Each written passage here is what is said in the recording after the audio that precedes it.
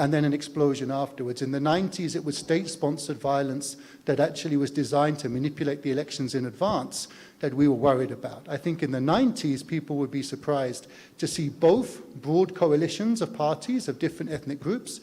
Remember the 92, 93, 97 elections saw fragmentation along ethnic lines.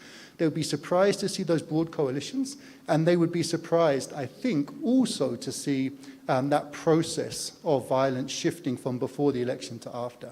And if we took another step back in history, keeping going back in our little historical guide, and we went to the late 1980s, we'd perhaps be surprised most of all by the fact that democratic presidential term limits have been institutionalized. We don't talk about this much in Kenya because perhaps we assume now that it's the case. But in an era in which most countries in Africa are looking to remove presidential term limits, Kenya has respected them and every Kenyan president has stood down. That would have been unthinkable in the final years of Daniel Moi. And yet now, not only have we seen a process of devolution, but we've seen term limits institutionalized. So every step back we take in Kenyan history, there would be something surprising, I think, about what Kenya has now achieved. That makes me confident about the next 5 years. It makes me think that when we sit here in 5 years, we'll be able to talk about something else that we didn't think was going to happen. But as I say, I also want to talk about the challenges, because good friends don't only talk about the good things, they also give advice when they see things that they're worried about. And I think there's a danger that we reread the last election through the rose-tinted view of history, right? That we look at it afterwards as if it was a great election that went well, because ultimately the systems held. They did hold, but only just. I was here watching events in Bomas, watching a situation where we weren't sure whether the head of the Electoral Commission was going to be allowed to release the results. We know that there was an attempt to disrupt that. We all saw the Serena 4 trying to give an alternative explanation of the election. We saw an attack on the chair of the Electoral Commission in the counting centre, something that has never happened in Kenya before. And we actually came very close to a moment where the chair of the Electoral Commission would not have been able to release the results of the election, plunging the country into a political catastrophe that would have been on a par with 2007, 2008. So while we can say now that the Electoral Commission did well to make sure the technology worked, the security forces within Bomas did well to restore order and allow the chair of the Electoral Commission to release the results.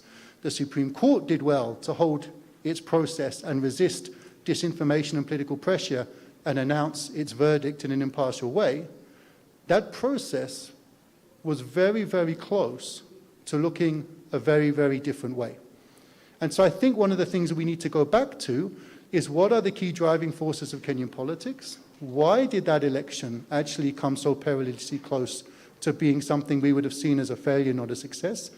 And then, does the 2010 Constitution address that? So, a little while ago, our own contribution to this question was published in this. Myself, my friend Kariti Kanyinga, my friend Gabrielle Lynch edited this volume. It's very, very big and very, very long, but I have a free copy for anyone who wants it here today. It's 350,000 words and 50 chapters, mostly written by Kenyan academics with some work by us. And it looks at the impact of the 2010 Constitution. But it also asks, what are the two driving forces of Kenyan politics? And we argue that the key two driving forces are this. One, intense political competition. Intense competition because the state is a resource in itself. Intense competition because of the winner-takes-all dynamic. Intense competition because histories of politicized ethnic politics that have made people worry that they will be excluded from resources if they're excluded from power. Intense competition around elections, which see very high levels of public participation, whether we're talking about rallies or we're talking about the vote. Again, I always remind my European colleagues, more people attend rallies in Kenya times 10 than in any European country, right? More people turn out to vote in many Kenyan elections than most European countries. The level of participation is high, and that's partly because people genuinely believe that there is a risk that political exclusion will lead to social and economic exclusion. And we know that that's one of the reasons why elections can be high-stakes events and can trigger political violence. That's a driver, though, that's also positive, because although it can tip over into something that's destabilizing, that competition, when harnessed in an institutional framework, drives change. Why do we have a 2010 constitution with devolution? Because of political competition. Why do we have free primary education? Because of political competition. Why do we have a presidency that rotates between different communities? Because of political competition. It's political competition and the willingness of an opposition to drive change and to push for reform and to demand a new constitution and demand devolution that contributed to all of those processes. So on the one hand, competition is the motor of progress democratically. It's the lifeblood of democracy that gives us accountability. You have to be able to kick out the badly performing government to have accountability. But it's the thing that can tip over to the other side. The second key driver of Kenyan politics, we argue, is elite collusion. In other words, the ability of members of the elite to come together, mostly to try and form new ways of maintaining stability, but often colluding amongst themselves to protect their privileged positions and to make sure that the system, which is highly unequal, economically and politically, is sustained.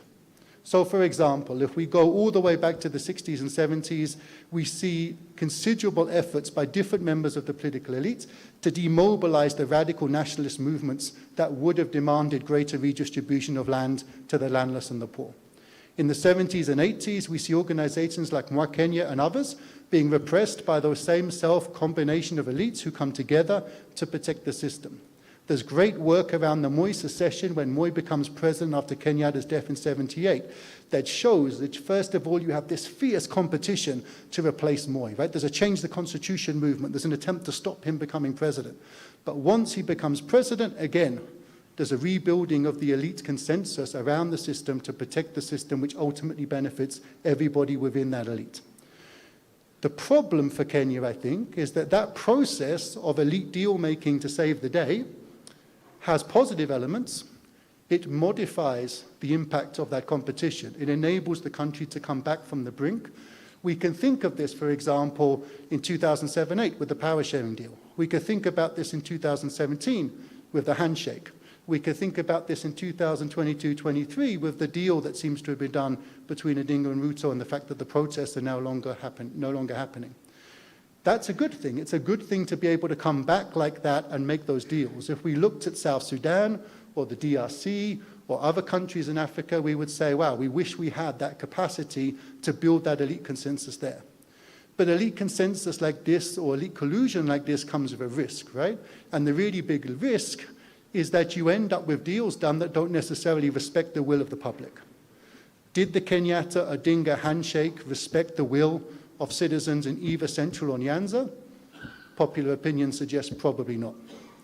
Did the deal that was done recently satisfy people in Kenya? I'd be really interested to see what we would see in different parts of the country in terms of popular opinion. It also, of course, hides things from the public. Does the public know what the term of the agreement is between Ruto and Odinga? Do they know exactly what has been given in return for the cessation of protest? Do they know what that means for the direction of the government in the next 4 to 5 years? At the minute, I would suggest most of us are in the dark about what's happened in those talks and exactly what's happened in those processes. So elite cohesion, elite collusion is a really important feature that enables the political system to avert crisis, but it also has some undemocratic elements within it, and it potentially leads, and we know this from multiple cases across multiple countries, it's not just about Kenya, it leads to greater levels of corruption. Because one of the key ways in which you incorporate people is through co-optation and building them into your patronage networks. Okay, so those are two key drivers that at different times have taken Kenya in different directions. During the power sharing deal, everybody was together, peak elite cohesion or collusion. At other points, the levels of competition have become so high that we worried about the political system tipping over into something else, 2007, 2008 being a great example. So how does the 2010 Constitution help? Well, it helps in a number of ways, right? Number one, we have devolution. And we've seen a system of devolution that might be problematic, might be corrupt, might not be delivering perfect services, but it has given people the ability to vote for somebody they want as their county governor. It has moved resources out of the center, and it has meant that people for the first time feel a connection to the state in parts of Kenya like Turkana that used to talk of going to Kenya when they went to Nairobi. Right? It has been a system of political inclusion even as it has not functioned perfectly. And that is perhaps an important dimension. If we think about the way that devolution worked in 2013, we had an election that was very controversial. The opposition lost. The opposition was very angry about the result and petitioned to the courts and didn't get the result that they wanted. But it was also true that in that election, ODM won the governor of Nairobi. Right? So all of a sudden, people who lose nationally get to win locally. We also saw the creation of a Supreme Court, which now has ruled, as I said before, has been one of the first ever courts to nullify the victory of a sitting president. And I think, if we look at the opinion poll data, has generated a degree of consensus on the significance and importance of having a Supreme Court. We have an electoral commission that has used technology over 4 or 5 elections, most of the time not working very well, but working much better, it seems, in the last election than it had worked previously. I was suspicious of this great investment in digital technology. I wrote a paper suggesting that it might not be the best way to go. But actually, in the last election, the digital technology may have been one of the factors that actually saved the wider political system from a much bigger crisis, because ultimately the digital scans were there. And that gave us a way of actually verifying the election that didn't exist back in 2013 when the system went down. So the system of devolution, the system set out in the Constitution, has worked well in those respects. It also, of course, attempted to devolve power away from the executive. But it hasn't perhaps worked where that's concerned. Devolution has created a tier of government which has made it possible for local elites to take power within different counties, and that has generated an important safety valve. It looks to me like the system in Nigeria, where you get intense competition nationally, but you have localized elites who are able to win the governorship and senatorship in their own states, and that generates multiple different spheres of authority and power. That's a powerful democratic force because all of those different governors have an incentive to prevent the re-centralization of power. But it hasn't, I think we can agree, stopped the intense competition for the presidency itself. It hasn't stopped that idea that the presidency is the ultimate prize. And I think there's 2 reasons for that. One, ultimately, too much power still resides in the president, despite the 2010 Constitution. But also, second, some of the things the constitutional drafters imagined have not come to pass. The most important of those is a powerful legislature that is capable of checking the will of the executive and actually making sure that key executive appointments are properly verified.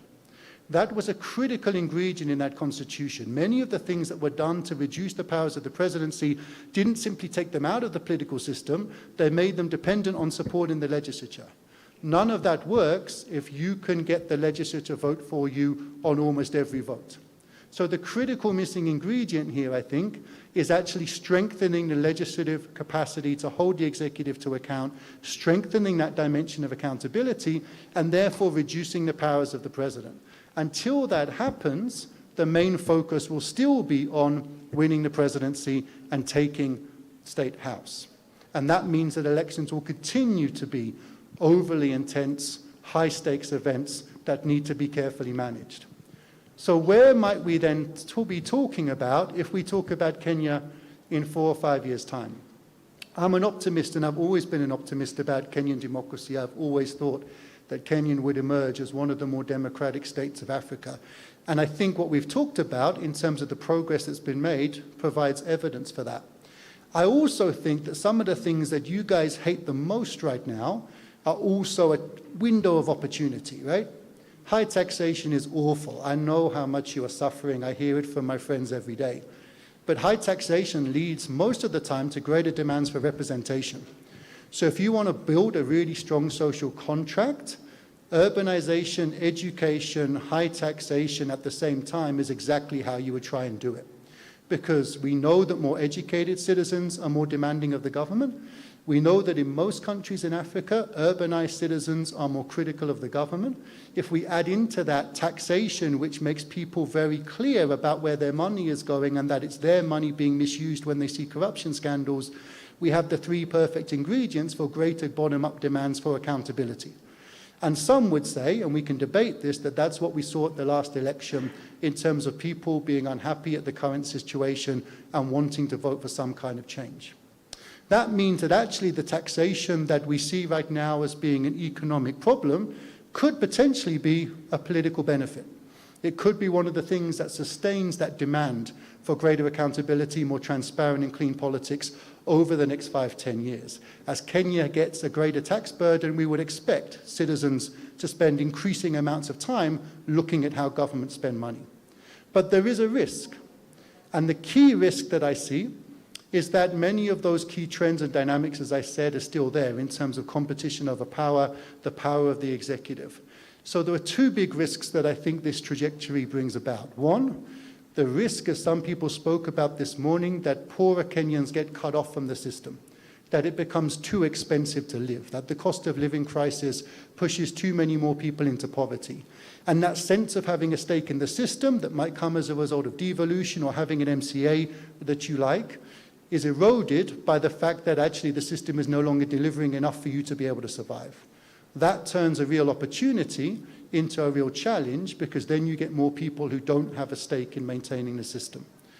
The second thing I think we need to think really carefully about is whether or not Kenya was helped by the coalitions that were formed at the last election. We know, for example, that the types of central ethnic competition that is channeled by elections depends on who stands and what configuration they stand. It's not just in Kenya, this is all over the world, right? If you have one side that looks predominantly of one ethnic group and one side that looks like everybody else, which is how some people would characterize 2007, I said some people would characterize 2007, your prospects for tensions are much higher than an election like we had last time round, where we have senior figures from most communities on both sides of the political divide, right? We had a situation last time round where both main presidential candidates could not upset the Kikuyu community because they needed that community to win the election, and vice versa. So we had a set of political elites last time round who did a very good job, despite the high-level rhetoric, of actually trying to keep multi-ethnic coalitions together. But Kenyan coalitions have not always looked like that. They didn't look like that in 2007. So again, we shouldn't assume from the last election going okay that the next election will feature the same coalitions and also therefore reduce rather than exaggerate inter-community tensions. There is a risk that we go into the next election in a very different scenario, with fragmented coalitions, with parties or coalitions that look more mono-ethnic, without prominent leaders from different ethnic groups on the different sides, and in a situation where the economy is even more challenging than it was in the first election. That situation can be managed. Kenya now has the institutions to do it. But we need to think about it now, because it would actually present a bigger challenge than I think some people assume on the basis that the last election was successfully managed. The next one might look very different to the last one.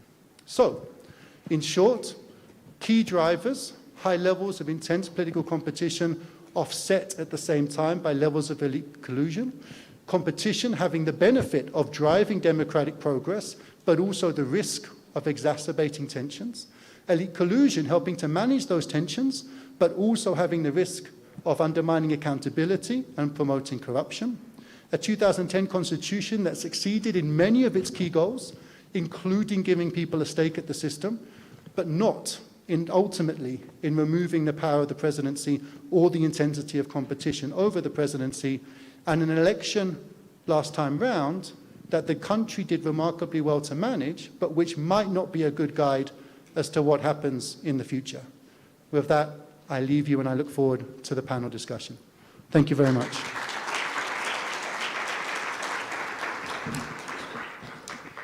Well, thanks, Professor Nicholas Chisman. And as a political journalist, I'm interested in this book because in most times I exercise a responsibility. Oh, thank you, you're so generous. In most times as a professional or professionals, we are the avenues between those in power, because they exercise delegated power from the people who are sovereign. And we, of course, we might not have the judicial capacity to hold them to account, but we look for answers, and that again informs how the public will vote in the next election, therefore play our role as the empowerment part to ensure that we also have a defined democratic terrain where the people know what they're doing and the choices they make will work to their advantage. So, ladies and gentlemen, your time is all appreciated, and many thanks for the afternoon session and for turning up for this very important event that is by the Konrad Adenauer Stiftung. And I will also like you to be part of the conversation online, and the hashtag is Transforming a Nation 2023. That's why we are here, to transform our nation to be better than where we were. And the other hashtag is KAS Kenya, that is on X, formerly Twitter, where your views are equally important. I like now, because after that stock taking from Professor Chisman, to call onto this stage 4 distinguished members of my panel who will be giving us the account for the next 1 hour. And first to come will be Caroline Gaita.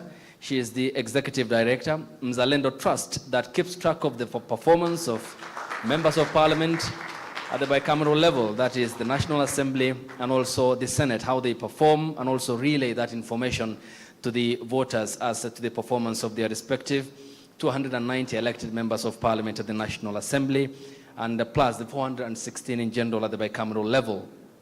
Next up is Dr. Senior Counsel Otiende Amolo, the MP, Rarieda constituency, and Ombudsman Emeritus.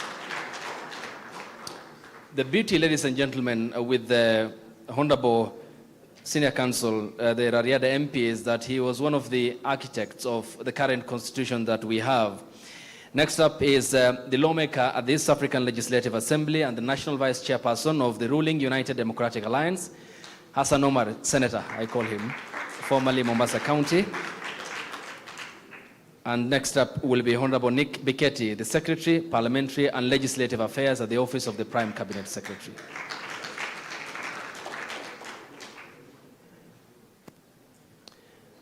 Thank you. So we have an hour to talk about a lot, but of course we'll be keeping our answers simple and short.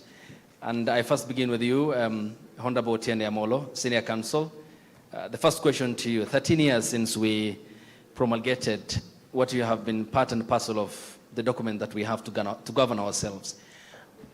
Have we lived the purpose of that constitution that we gave unto ourselves?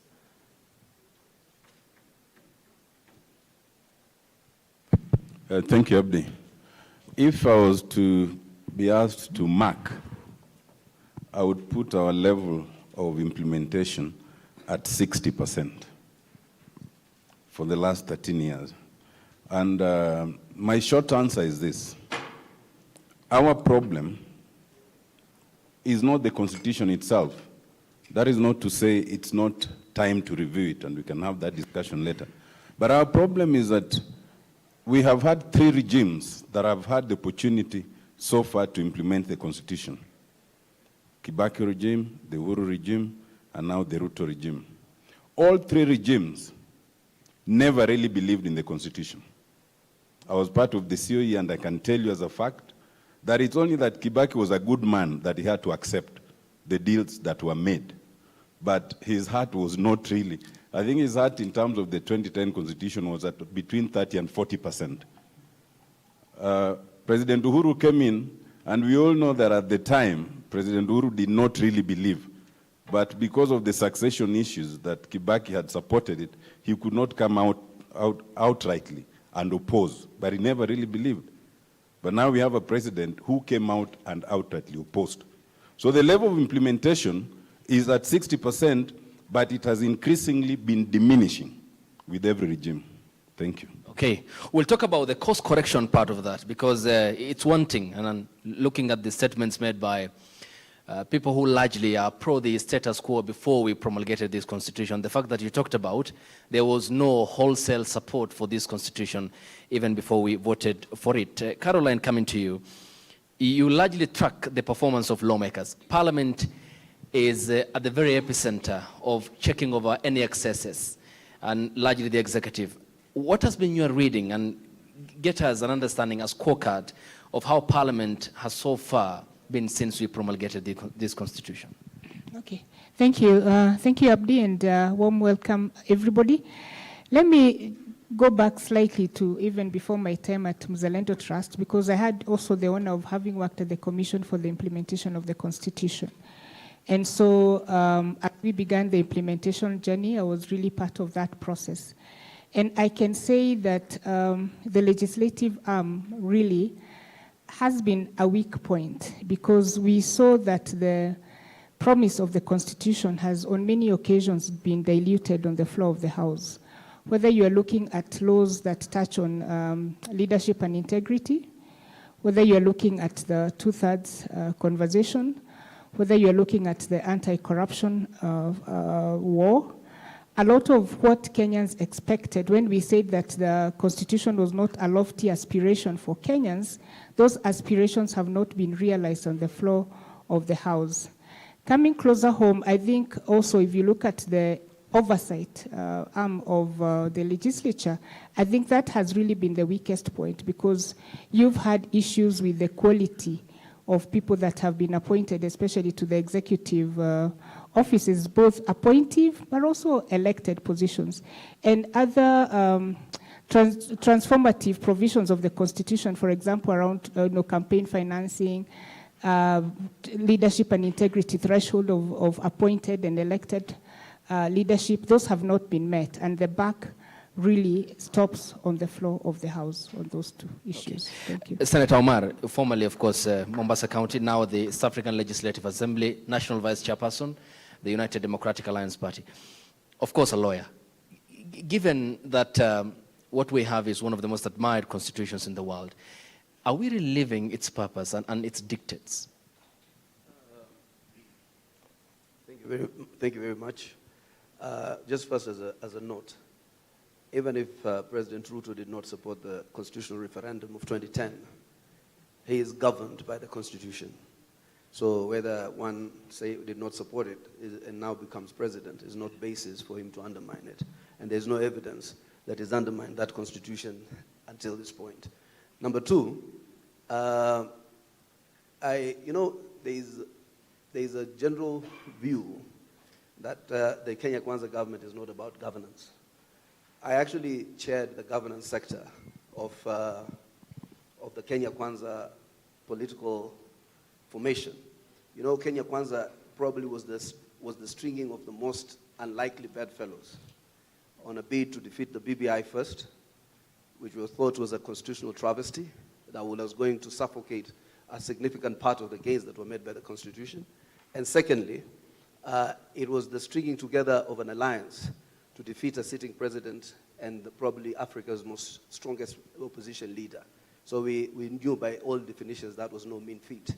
So therefore, one of our key agenda in our plan is actually the implementation of the Constitution. In fact, it is not true that Kenya Kwanza is not about implementing the Constitution. But what happened is immediately, in fact, we had a more peaceful transition than the United States. You know, the United States attacked the capital. Kenya swore in its president almost seamlessly. And we thought we were moving into that era of good constitutional governance and a seamless transition. So suddenly, Otiende and his team told us they have a whistleblower who stole the election. And before that, there was a potential of derailing that political agenda that we had set out, particularly the economic one, because we wanted to lift Kenya from the trivialities constantly, that African nations is just about governance, to an economic agenda. And that's why the president was very assertive at the very beginning that it must be about economics. Our diplomacy was informed by the economics, etc. But based on the issues that at hand, what Professor Nick Chisman has said, we've had to have a process of political deal-making to ensure that we bring stability to the country. In fact, I was one of those who was greatly opposed to this dialogue committee. And in fact, the criteria to be appointed on our side was to the more opposition you had, the more you were likely to be appointed, because the president said, when you're in leadership, you need to learn how to talk to everybody, including those we detest most. So I think we are trying, within that framework, to internalize some of these issues of the leader of official opposition. If you look at our charter, we actually want to deal with this winner-take-it-all kind of phenomenon. It is actually in our manifesto, the plan, and a lot of the issues around the Constitution, around an effective judiciary, an effective de-weaponization of the anti-corruption agenda, independence of institutions of governance and government, including the police service, including the ESCC. So I think, by and large, if you take an audit, yes, we are not as yet perfect, but I know we made certain pronouncements about ending extrajudicial executions, so there's no official policy on extrajudicial executions. I've seen human rights bodies saying that there are still extrajudicial executions, and I think they need to be investigated and brought to book. As I said, Kenya Kwanza is a stringing of some of the most unlikely bedfellows, Professor Ndib, Hassan Omar, William Ruto, and others. And therefore, we are trying to ensure that we make the best out of all our competences. So I think, yes, Kenya has its own constitutional challenges, but we are quite making progressive steps towards ensuring that the Constitution is implemented. We've seen a lot of progressive actions to that effect. All right, and the Kenya Kwanza administration, you agree with me, is no exception because it is required, as demanded by the Constitution, to abide by the principles of good governance and constitutionalism. Okay.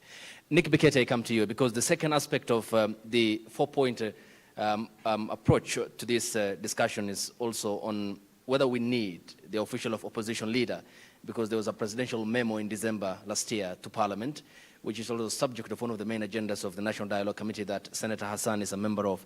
But Nick, generally, what's the percentage, what percentage do you think of the Constitution since its promulgation has been implemented? And do you see the appetite for its full implementation from the current political elite? Thank you very much. Very interesting question. First of all, I'd like to start from where Prof left, Daktari, my senior. It's a 60%, he said. For those who study in this system, 60%, you qualify to get to the university. So this constitution is doing well. I am the Secretary of Parliamentary and Legislative Affairs. That's the office I serve now. And on your question, how well are we doing? Are we implementing the Constitution? I like to say that the first and most important article for me, and Simi did very well, to define sovereignty. The definition of sovereignty was a very important article in the Constitution because that part enabled the people of Kenya to take charge of their systems, their institutions, how they want to be governed, and their resources. Pursuant to that, and Kenyans have really done well in appreciating that tenet that we are the sovereign. And because of that, that has powered the implementation of the Constitution. At any one time when any regime that Senior believes has not been a believer in the tenets of the Constitution, the people have been able to drive the conversation. The people have been able to request or to push that certain things must be done. The most interesting one, which was totally something that you will not expect in this part of Africa, is when the Supreme Court actually declared the parliament unconstitutional because of the two-thirds aspect. And that is brevity of the highest order in the space of constitutionalism. So from where I sit, I think I'm a believer that we are at maybe slightly more than the 60%. We are only remaining, I've always argued that in Kenya, it's now a question of socializing the people into the system of governance and constitutionalism that we are in. That is the aspect that is remaining, to socialize the people, to look at things, because the leadership at the moment, you must appreciate that it is pre-2010. They matured into leadership pre-2010. Now the leadership you're going to see now onwards is a post-2010 socialization of individuals who are getting into the leadership position, and I'm very, very optimistic, just like Nixon is, Prof, that we are looking at a very good, interesting time. Okay, Nick, before I go to Senior Counsel Otiende Amolo, you have mentioned about, to an extent, even the brevity following the historic Supreme Court nullification of the presidential election campaign in 2017, the 1st of September. But you agree with me, there are also wanting instances on the foul language which is condescending from politicians and across the political divide. To just give you but some examples, Moses Kuria, the current cabinet secretary, an MP then in 2019, said we have consistently lied to the Kenyan people on the debt and how this country ought to be paying its debt. Senior Counsel, the current governor of Siaya County, James Orengo, said, speaking in Mathare Social Hall in 2019, that look guys, and it was on extrajudicial killings, that if you guys are looking for solutions in parliament, we have none for you, he told the Kenyan people. We have members of parliament now serving in the cabinet who name-call judges for decisions that they made and saying that these are opposition-aligned judgments from the High Court, for example, Judge George Odunga, who was called out by the Jubilee Party in 2017. We have Ndindi Nyoro, the chair of the current Budget and Appropriations Committee of the National Assembly, after the Supreme Court's nullification, called on President Uhuru Kenyatta to wholly suspend the Constitution and rule with an iron fist. These are political players we still have within the system in Kenya. How can that be addressed? Because it seems that they just want the status quo. They are unappreciative of this document that we have, despite the 60% you have mentioned. As a student of law, and one of my teachers is here, there's always a difference between morality and legality. And it's always an issue that is always at war. Sometimes they do not align. And I'm a firm believer that this country, where we're at now, the legal framework is at about 85–90%, which is an A.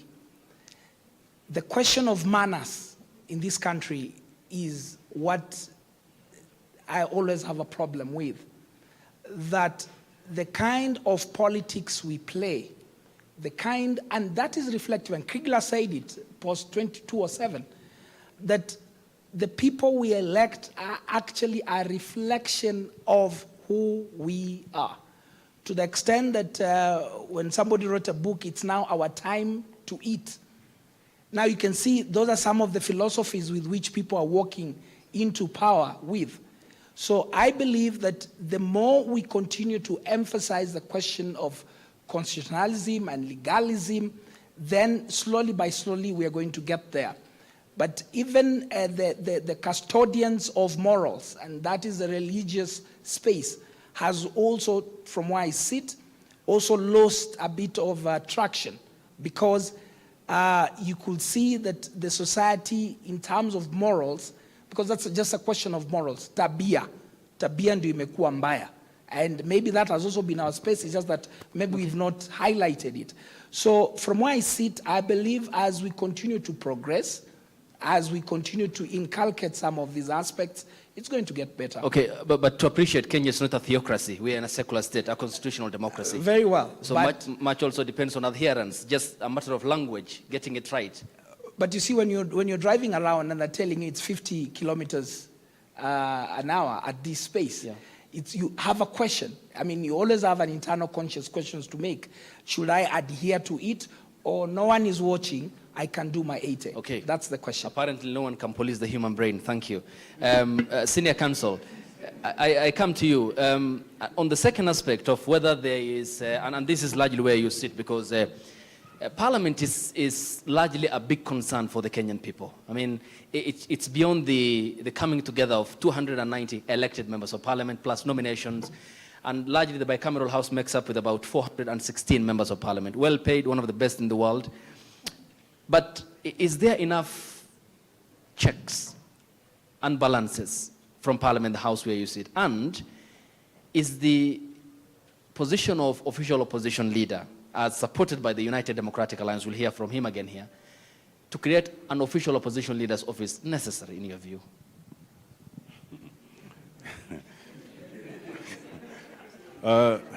Okay, Abdi. First, let me ride on what Nick was saying, your question to Nick, and you give examples of two members of the UDA party who are now quite senior. One is a minister, one is a chairman of the most important committee in Parliament. You forgot the leader of majority, who also in 2018, you remember we once had a debate and he made some remarks justifying killings. So it looks like for my friend Omar's party, the more foul the language, the higher you rise. So I don't know. And that is, unlike what Nick says, that's a moral issue. It's not a moral issue. It's actually a legal issue.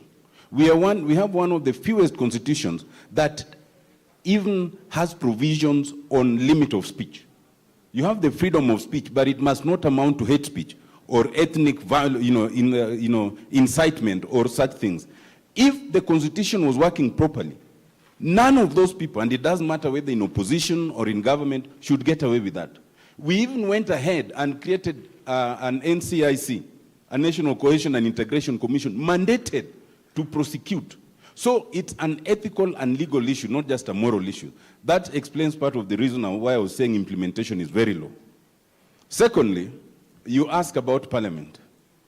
Parliament, and I agree, Parliament is a weak link in the implementation of this constitution. So when I say we are at 60%, I'm not necessarily blaming the current regime. I'm looking at the last 13 years and implementation. And you know implementation is across the board. I am I'm in government as much as Omar because I am in the legislature. And that's part of government. And I'm the first to admit that the legislature is quite weak. And in fact, comparatively, I think it's the weakest that we've had since 2010. Part of the reason it's weak is this. And this is what I was speaking to. For example, if you look at the first phase of implementation, when Kibaki was president, how many times did he call a parliamentary group meeting to discuss with members of parliament what to do in parliament? You'll probably find none. For the 10 years of Uhuru, he called quite a bit. But relatively, compared to how many PGs Omar and his team have had in 1 year, Uhuru's looks like a joke. The purpose of those PGs is for the president to instruct his party members what to do in parliament. That interferes with the independence of parliament. And it's one of the reasons parliament is so weak, because you are told that if you go against this, we will deal with you. They just had one yesterday. What was it about? One? You know, it's about the ambassadors. But Senior Counsel, you'll proceed. Allow me to pause you because you'll have enough time to continue with your submissions. I mean, when an MP elected goes to State House, I mean, it's logical that we have people who are thinking and who are logical and who have the capacity to comprehend issues before them and vote in a manner that always champions for the public. What then do you think, how would a right-thinking person who is an MP, who has the immunity in the Constitution that the president can do nothing to a sitting member of parliament, I mean, where's the conscience of these parliamentarians when they go and just rubber stamp decisions that come from the executive? Well, that's a question for them, because me, I've never been part of that, so I wouldn't answer. But what I can answer is the part of, forget about those who are elected within the UDA or, you know, the Kenya Kwanza. But then there are those who are elected outside and then are drawn in. You know, it's like when you want to trap birds or chicken, you put some trap like this and put some food, and when they come there, then you trip it and they are inside. You could blame the chicken that have been trapped because why did they go there? Why do you need to go to State House when the budget-making body is actually Parliament, where you are living? That is logical. But they do. But my point here is this. To observe the Constitution, you, as the chief executive of the country, must also observe the functional independence of Parliament. So stop drawing people. Stop trying to draw them with small goodies. That's part of respecting the Constitution. But at the end of the day, let me come to your last question. We can discuss this further. And of course, I know why you've asked that question. Is the position of leader of opposition a good one? Before the current bipartisan talks, which Nick calls elite consensus, and we'll come back to that, but Nick said that there was a deal that was made. When I was chair of the first team, I didn't know of a deal. Maybe Omar will tell us if there's a deal. I thought we'll be listening to whatever there is. But that is one of the issues we were to deal with. We never got there. My own view, and this is not my party's view, about the leader of opposition's discussion, the idea sounds good. Because the idea is to say, when Kenya is always divided into half. So one half gets the presidency and therefore, you know, all those appointments. The other half feels left out. So it might unify the country if the leader of the other half is brought into parliament and given some formal recognition. That sounds good. First, but it's not the only model. Personally, if you asked me, a model to unify the country would not be to bring one person into parliament. It would be a model more like the Rwandan model that they have, where by constitutional provision, there's a certain percentage of cabinet that must go to what is the opposition. the proper opposition, not those who are brought in. You know, that way then there's some sort of inclusion, whatever percentage you can talk about. Now, my problem with the debate as it is now, it's quite shallow. People start by saying, we need a leader of opposition. You cannot debate the issue of leader of opposition unless you address the system of government. We adopted a presidential system. That system is inherently inconsistent with the leader of opposition in parliament. So you must then decide, do we want a presidential system as we adopted?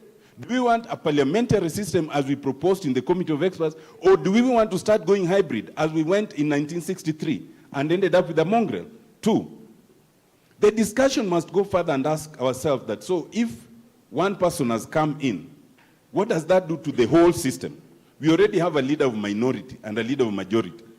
So do you then bring the prime minister to the government side, because that's the only way that it can make sense, as an equal to the leader of opposition? Or do you have a leader of opposition whose equal is an MP?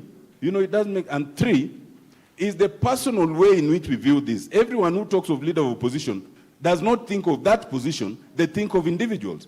That is wrong. Okay, the long-term plan that we ought to be having, other than the personalities that we focus on. Caroline, coming to you then, how can the system of oversight and checking over the executive be enhanced further? And this is Parliament, it's plain.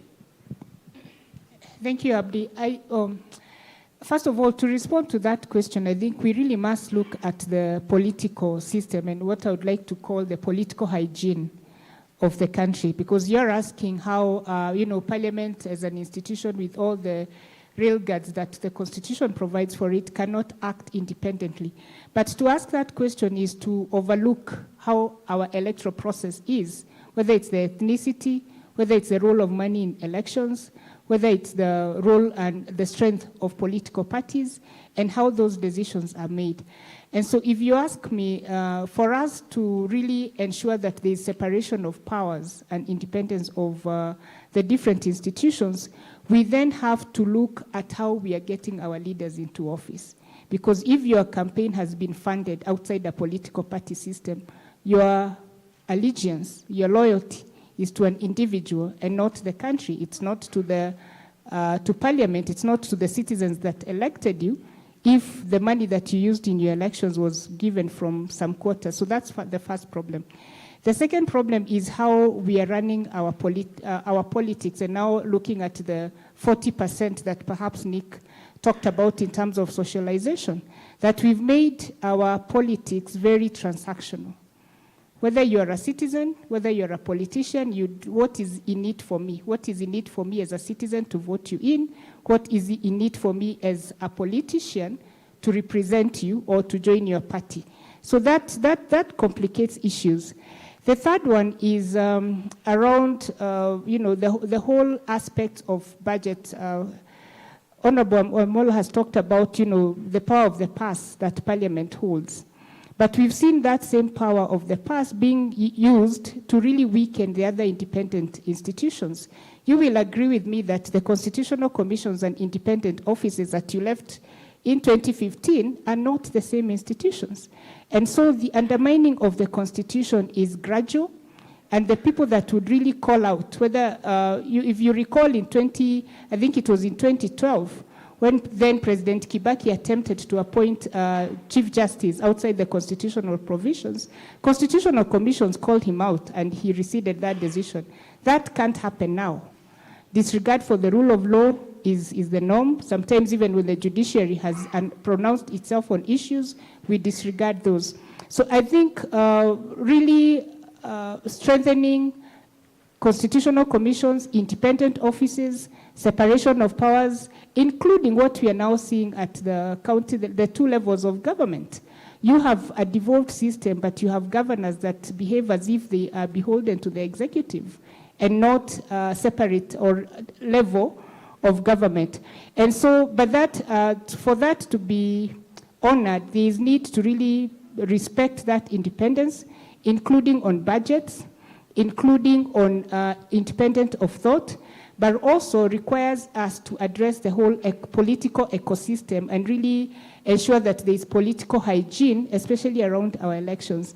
And let me also say that even in terms of the 40%, it might not be legal, but I think there are ethical issues to consider, that you need to really think about the sort of process and leadership that you're electing into office, and then ask yourselves what you anticipate or expect in return if the process that gave you that leadership is not clean in the first place. Thank you.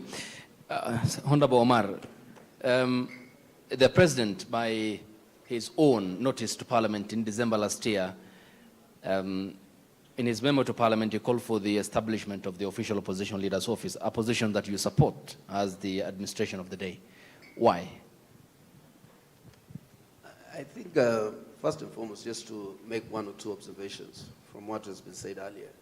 If you saw our modus operandi, even when we were garnering for power, was a lot of consistent PGs in Karen.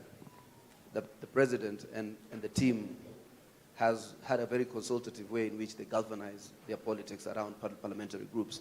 We defeated Uhuru Kenyatta and Raila Odinga combined through consistent parliamentary groups. So we are likely that to serve the country better if we are able to build consensus around part of the agenda. Because part of these things that the President goes to ask them, it's not about wearing down the Constitution. It's about implementing of the plan, UHC, one manner of thing or another. So I think it's legitimate. In fact, when Uhuru had very few, which were very dictatorial, it's a departure. Even we are trying to restructure our party to an extent where the party leader, who is now the President, cannot stifle the party. We are constantly trying to amend based on best practices that we see on a day-to-day basis. On a second note, politicians by nature, I'm in that space, I came from the civil society, is a very cantankerous group of people. And politicians, like every member of society, are informed by the company you keep. Sometimes I try to moderate my language on the basis that I look at my friends and say, I know these friends will ask me questions in the evening. But if you don't have those types of friends, that's why they say the kind of things they do, because they're trying to impress their village. And sometimes I can talk because I decided to remain in politics in utter free will. I decided not to join the executive. So that some of these politicians who feel very entitled can be told. I don't think, and I can say it here and now, that the things the courier says is justified, because just because you're a cabinet secretary doesn't give you the entitlement to throw scorn and talk to people in a manner most condescending. And I think we'll call them out. You know, other people just the other day were discussing it in the Senate. I think this is not anybody's mother or father's government. You must respect the Kenyan people who are the bearer of the sovereign will of the country. So I think some of these things must not be taken to be the official position of government. They annoy us as much as they annoy anybody. Sometimes I hit the roof. And I know some of them are so frail, you see them the next day and you feel like punching them. But you just realize your values are different. So please don't take what they say as official conduct of government. There are those who are really trying to keep government in focus. So the last one, I know at this time I was running in an ODM stronghold. And we started the election thinking that we will not win Mombasa County. Okay, that's what exactly happened. But the margin of loss was so narrow that no time has Mombasa or an opposition candidate to ODM in Mombasa lost with that kind of narrow margin. So if you talk about winner take all, I also see it myself on a day-to-day basis when I see the governor who just beat me by a couple of thousand votes, talking every other day like he owns everything. So even William Ruto and the Kenya Kwanza government is conscious that our victory against the opposition was narrow. It was probably one of the narrowest victories we've had in a very transparent elections. We admit the fact that the victory was narrow, but it was not stolen. It was 231,000 votes. We avoided a run-up by 59,000 votes. We are very conscious of that fact. But then what we think is that we need to institutionalize that office to ensure that that person is given the tools and the capacity to prepare for the next election and to be able to audit or manage or hold government to account. Like when you see right now, everybody is running in their own trail. Half of Jubilee, or more than half of Jubilee, is with us now. I'm not having an issue with that. But it is important to continue to build a strong opposition so that we can be able to audit government. And it might not even be about introducing the leader of official opposition. It might just be about tweaking the current constitution. Nick and I sit Nick is in the technical part of the dialogue committee, and I'm in the membership part of the dialogue committee. Some of us, our proposal is very simple. We believe nothing in the Constitution stops a presidential candidate from running for either National Assembly or Senate position. So we are saying any presidential candidate, part of the proposal, can be allowed to run for any of these two seats. And in the event you win the presidency, then you resign one, that is the National Assembly or the Senate. In the event you don't win and you win the Senate, then, or the National Assembly, then you become the leader of majority or minority, depending on your party's strength in Parliament or in the Senate, so that then you can continue to run a progressive agenda of holding the government to account and building and fortifying your next election. Because one day, Raila Odinga told me something very profound after the 2013 election. He told me, if you want to know a bad person and a good one, look at the person who enjoys some relative power, courtesy of yourself, after an election. Because I saw all these people running around against him at that time. And he told me, this is character.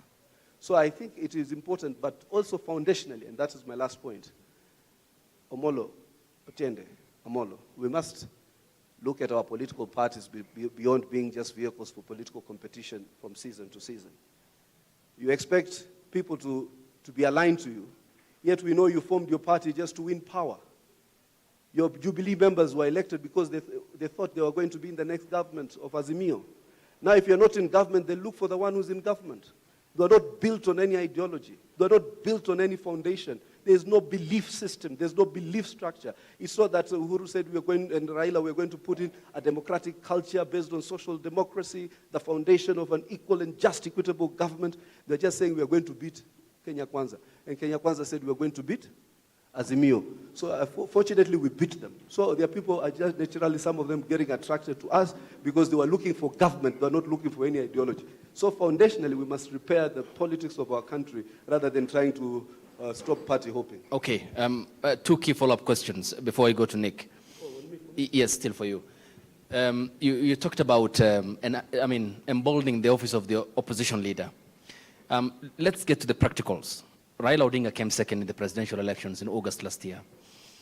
One, what would Odinga, assume he's the official opposition leader's office, achieve that the current minority leader, Opiyo Wandayi, wouldn't? Two, and you have talked about largely the question of oversight by Parliament.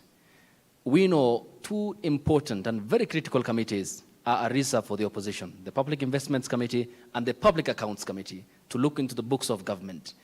I mean, why then would you need an individual other than Opiyo Wandayi, who is the minority leader and the Constitution guarantees, yet with two very influential parliamentary committees to create an office for the runners-up in the presidential election? If you're looking at it from a personality basis, Opiyo Wandayi and Raila Odinga is like heavens and earth, isn't it?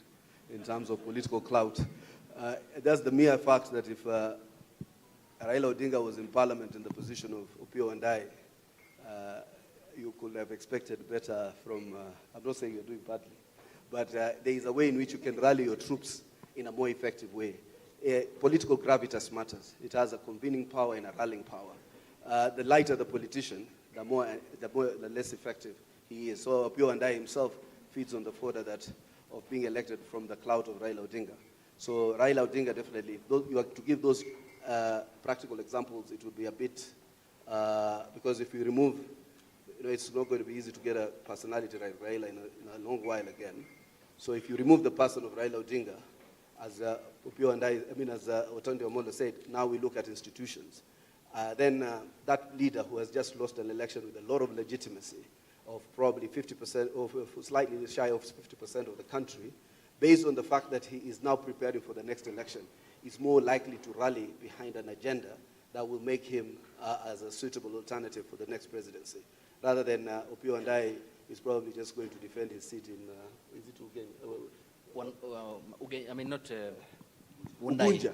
So you see, here you are looking at an Ugunja MP, and here you are looking at a presidential candidate. So if I lost today, let's say, and I had some winner for formula in Mombasa, I will be preparing for an onslaught again on governorship, whereas the MCA who won with me is likely just to be confined to the peripherals of his ward. So I think it has a certain element that when a person has the legitimacy of vote, then he or she is has more political thorax than the one who either is through nomination or just appointment, as we see in this situation. You see Opio and Amolo. In fact, I think Amolo Otiende is even a more senior legislator. But Otiende Amolo rallying around Raila Odinga is more natural than to ask him to rally around Opio and I. And Opio and I takes instructions from Raila Odinga, rather than Opio and I just generating his own programs for the party. Okay. And it's still on the same, because you have mentioned the question of... is there something, does he not do that? You think Opio and I just appears in the National Assembly and says, as Opio and I, this is my agenda? Oh, okay, let's do one more question here, because I need clarity. But you appreciate we are all mortal, that we need to create institutions and not look at personalities. On the question of institutionalizing policies and ideologies in political parties, I find it very stressing, because, look, in September 2016, Uhuru Kenyatta and William Ruto told the Kenyan people that on the 9th of September in 2016, that they are forming a political party called the Jubilee Party, folding up more than 10 parties. And this was meant to, what they say, end ethnic balkanization, have a political party system where that does not regard your tribal or ethnicity belonging or even your religious affiliation. But in the next election, we have seen disenfranchisement. Ruto went his own way, your current political party leader, and Uhuru went his own way. What is the assurance and the guarantee that you will give us? Because the Jubilee Party even went to the extent of copying from the Communist Party in China in 2016. The Communist Party has more than 90 million members, survived for more than 100 years, and in existence for more than decades. As the UDA party, what are the guarantees and the assurances you give the Kenyan people that you will live beyond the personalities and that this is a party that will outlive you, the members of the same party? You see, when it became, actually I joined the William Ruto Hustler fraternity on invitation that the Jubilee elections were around the corner, and I was going to contest the seat of Secretary General against Raphael Tuju. So Murkomen and Aaron Cheriot came to meet me and said, Tuju is adding very little value. Would rather focus on the coast. We're on a mouth mzuri. That's all you talk all the time. So let's have you as our Secretary General. You have the blah, blah, blah. So I decided to come in. Just around the same time is when COVID struck. So then the COVID coalition, led by Atwoli, started to manifest itself. And what they did was to weed out those people who are second to be pro-William Ruto. So we were left literally with a party that all the William Ruto allies were being blundered out of the party and out of parliamentary positions. So if you look at part of our scenario building, we had three options. One, to lodge an onslaught and take over the Jubilee Party, because we had created, William Ruto and team had created large structures around the country and merged several parties. So you remember once the president visited the Jubilee headquarters, and the next day when he went there, they had sealed it. That was an attempt to take back the Jubilee Party. When that failed, our second attempt was to rebrand a party that was already existing. So we took PDR, which we then rebranded into UDA, because the PDR was one of the affiliate parties that had run that elections of 2017 with Jubilee. And the last one was to register a new party, which was definitely not, was on the cards, but we did not get there. Right now, we're asking even some of our partners, like Nick Biketi with his ANC, to see whether they can find it in their heart to come into UDA. so we are actually trying to build a very broad national party. But we just don't want ourselves to be symbolism, is it? Because you try to show that there's a lady who's an Embu, then there's a vice chair who looks like Swahili, then there's a secretary general who looks like Luya, Halwale tells us is Luo. So we want to build a party that is truly organic. So we are trying in this first phase. In fact, if you see the high-octane UDA activities, is all geared towards building a party that outlasts or outlives William Ruto's presidency, so that it can be a vehicle for younger leaders. Because if you look at the relative youthfulness of UDA, okay. Just to finish on this point, when you look at the relative youthfulness of UDA, it can actually, if we do the 10-year transition, we can produce a new generation of leaders. Thank you. That- Nick, coming to you. One of the key questions that many Kenyans grapple with is the cost of corruption on institutions in Kenya and good governance generally. Are we winning the war?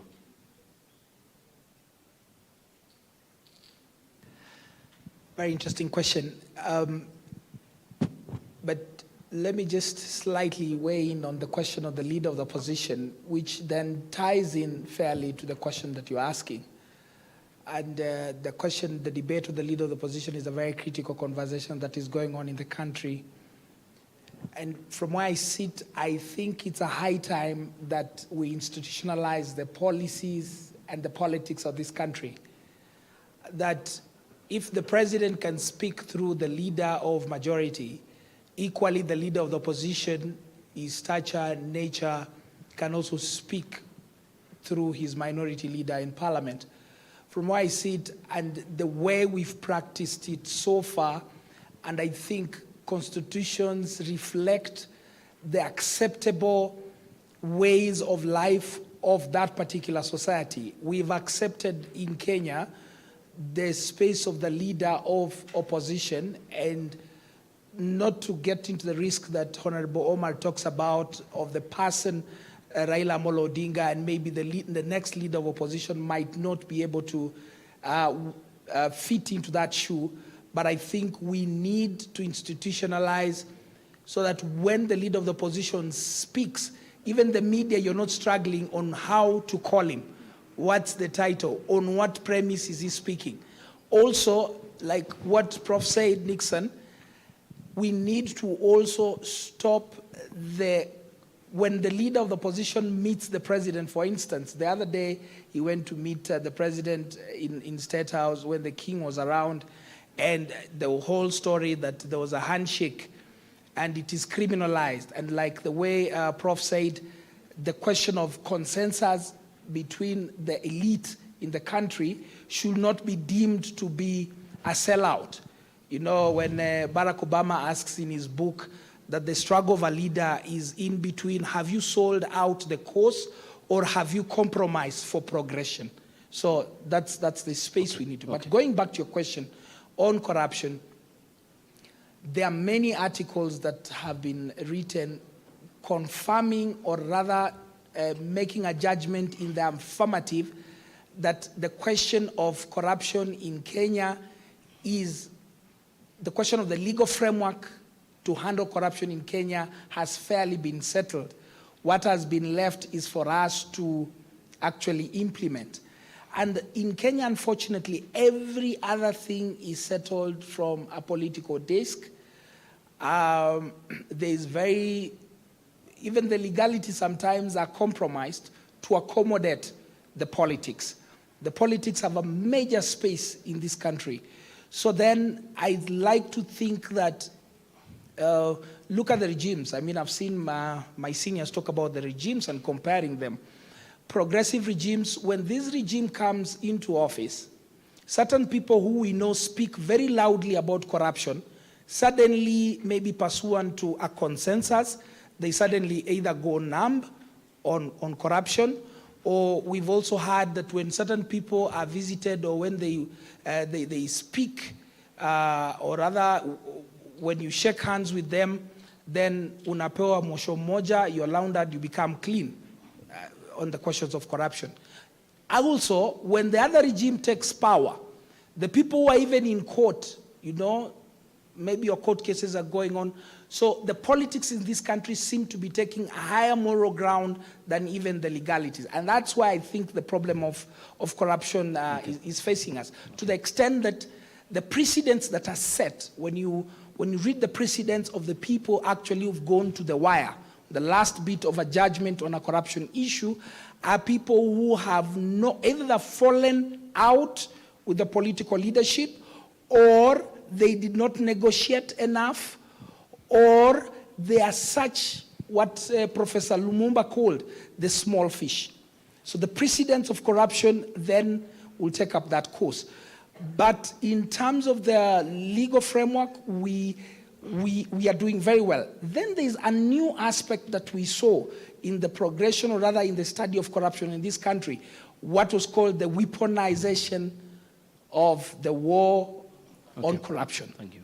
Yeah, we saw the question of new terminologies that some of us were not very familiar with, like state capture coming in. So that now there's a thin line. We might be in a very risky space where there's a very thin line between corruption and politics.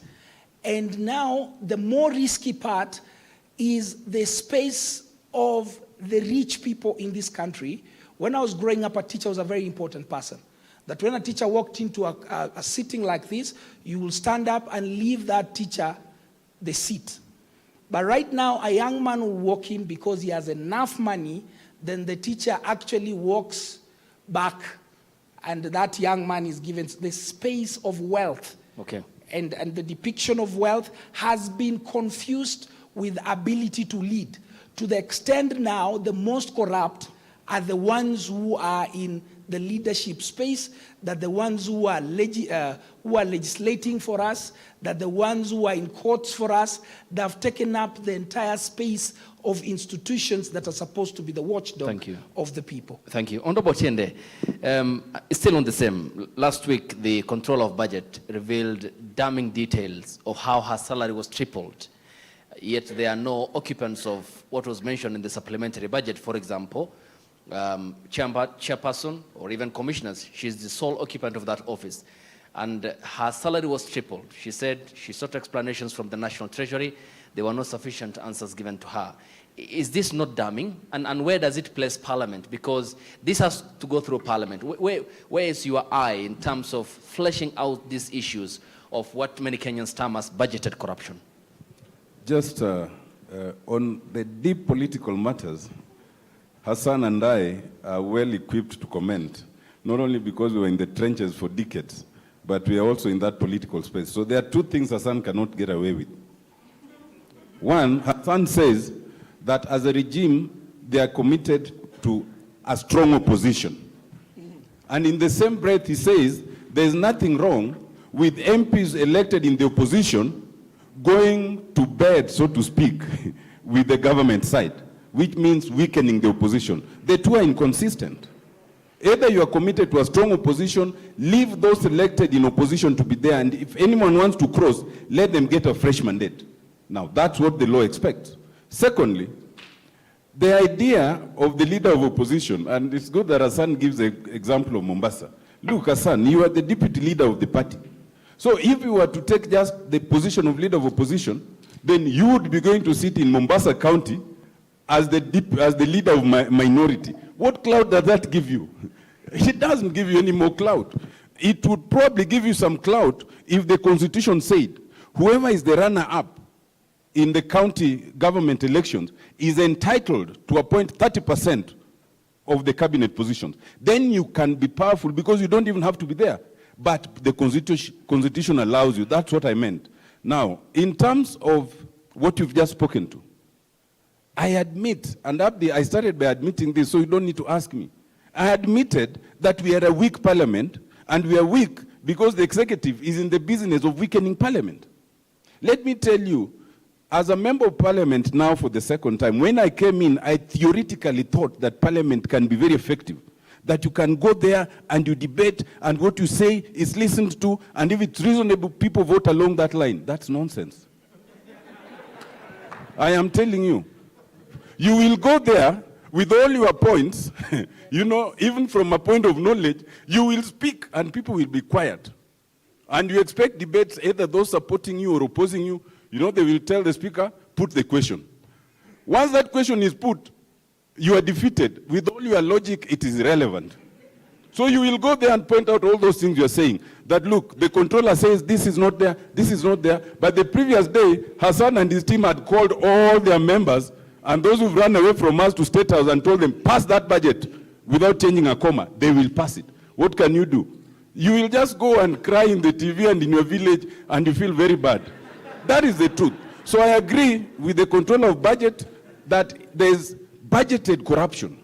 Now, my last point on it, if this regime was committed to eradication of corruption, You cannot have a whole control of budget coming on TV and demonstrating budgeted corruption, and everyone around the executive is quiet.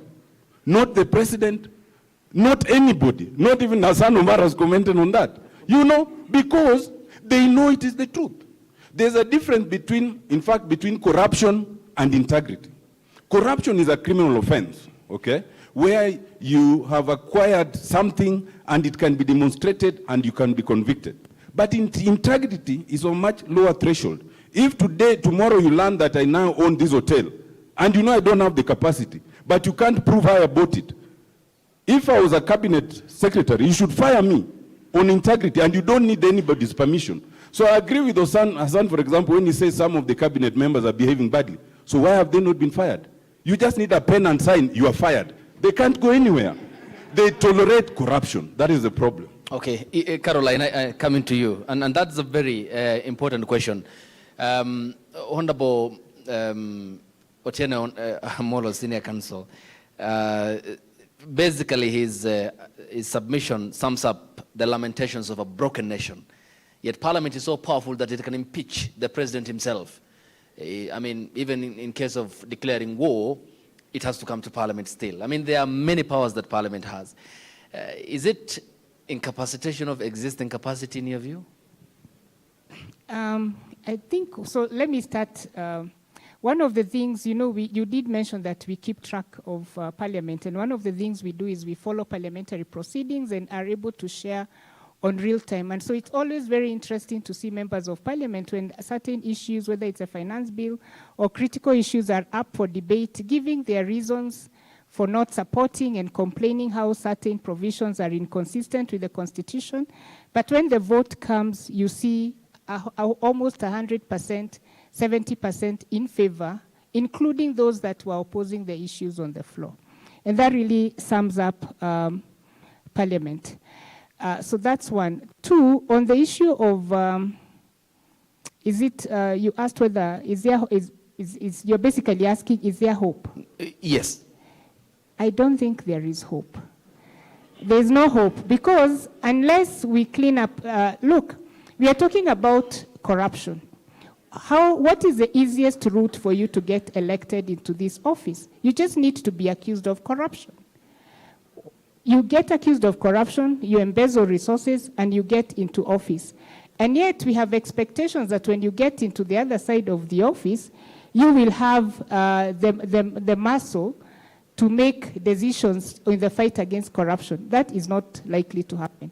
And I'll give you an example of this Parliament that we are saying is perhaps the weakest of them all. If you look at a number of almost 40% of the people in Parliament now, they had issues that they had, you know, there were issues. We did that research. Secondly, on the issue of corruption, and maybe Hassan will speak about the party manifesto for the Kenya Kwanza. If you look at the party manifesto, it mentions corruption only thrice. And I was speaking to a member of Parliament once, and he said that's even a mistake. It was never supposed to be there, because there is no commitment. The only thing the commitment was, in terms of governance, is perhaps the issue of the State Capture Commission. But we have not seen the State Capture Commission as well, and we are not hearing those conversations now around the issue of state capture. Lastly, I started by talking about the political hygiene and the processes that we have put in place and the issues of cronyism and the role of money in elections. Until we address the systemic issues and begin to address what corruption is, theft of public resources, and begin to sanction those that are accused of corruption, including those that are in the House, and begin to address the separation of powers, ideological positions of political parties, independence of members of Parliament, independence of constitutional commissions and independent offices, then Parliament will continue to be a cog in a political system that is not committed to fully realizing the constitutional provisions, either on integrity or in the fight against corruption. And so, again, until also citizens play their role in ensuring that corruption is painful, corruption is sanctioned, corruption is punished, then we cannot expect that there's going to be political will. And Nick has put it very well. We've currently concluded a research on a political economy analysis of the fight against corruption in this country. The problem is not the legal and institutional frameworks, it's political. So address the politics, you deal with the corruption. Thank you. Hassan, final word, and then I will take 4 questions because of time. Okay, and we have to balance. Nathaniel will help me with the roving microphone. Okay. Exactly, briefly, Senator. Caroline, I don't think the fact that corruption was mentioned in the manifesto only 3 times is a good measure of commitment or lack of it. It could be mentioned 100 times and still have no commitment for it. I think what has happened is there have been some actually directions to ESC to investigate some of the UN cry from the Kenyan people, particularly in the Kenya National Trading Corporation. We are waiting anxiously to see how these matters will finally end. I do believe that there is that commitment, because you see the last regime weaponized corruption. They tried to make it as a tool of politics. There have been several investigations, some of which are touching on some of the members of the Azimio party who are former governors. You must have seen all of them trooping to those places and saying they are being victimized, particularly in respect to the governor of Kakamega and a few other Azimio luminaries. So when you touch an Azimio fellow, or touch any, whereas we are prosecuting Mandago for the corruption of alleged theft of monies, when you go and try to interrogate Oparanya, the matter is brought to the dialogue committee that you must stop the victimization of Azimio luminaries. And on the matter of state capture, I am one of those who's really for that state capture commission, because I think what happened in the last 10 years and beyond that is the most reckless and shameless act of profiteering by one person at the expense of an entire country and various sectors of the economy. From banking to other sectors of the economy, people who are owning roads, infrastructure, and still want to sabotage a country, killing other industries, small milk farmers, the dairy fields, and every other thing. But again, there was a real political discussion, I recall, because I had wanted one or two friends to participate in the prosecution side of it. Again, we were thinking about Azimio, saying that it would be political witch hunt against the chairman of Azimio. So I think unless the country also builds a broad-based consensus that we need to fight corruption, and no matter who it touches on, there should be no political rallying point to try and sanitize corruption and to politicize even the fight against it. So I think I hope with time, people will start to emerge and be frontline defenders of what is good. Lastly, at the end I said we need to build parties that are based on strong ideological foundation. If you build parties as vehicles for winning political power, okay, some of these members are affiliated. I talked to some of these members from Jubilee, and some of them are with me in the East African Parliament. Mm-hmm. They tell me we don't know how to live in this opposition. You know, Tete Amolo has developed a tough skin, thick skin. Even me, I used to be an opposition man. I know how to live in the opposition. You can fight by land, air, sea, and water. But some of these guys cannot do that. So, you know, you can take Tete Amolo for another 20 years in the opposition, probably it survived. Some of these people, when they saw how hard the opposition is, Baba is telling them to carry whistles, to come out for demonstrations, to be tear gassed. They started looking for us. Thank you. The lady here in the light gray top, the gentleman at the far end there, next. And be brief with the question. Very brief. Start by your name and the question. And then on the gentleman here, I need another lady because I'm balancing the arrangement of the city. Esther? Yes. Yeah, okay. And also the gentleman here, because he represents the persons with disabilities. We'll be fair to everyone. Yes, please, proceed. Esther Nyonje, and mine is a suggestion. Okay. For progression of democracy, there has to be cohesion between the government and the opposition. There cannot be a government without an opposition. There can't be an opposition without a government. And in Kenya, our problems manifest after every election year. Now, how are we going about this? our democracy is not mature enough to have the inclusivity of the losers of any election. And as Professor Chisman said that the presidency holds too much power. We are not like the USA where the Democrats and Republicans, if Democrats are in power, then the Republicans are out. We are not there yet.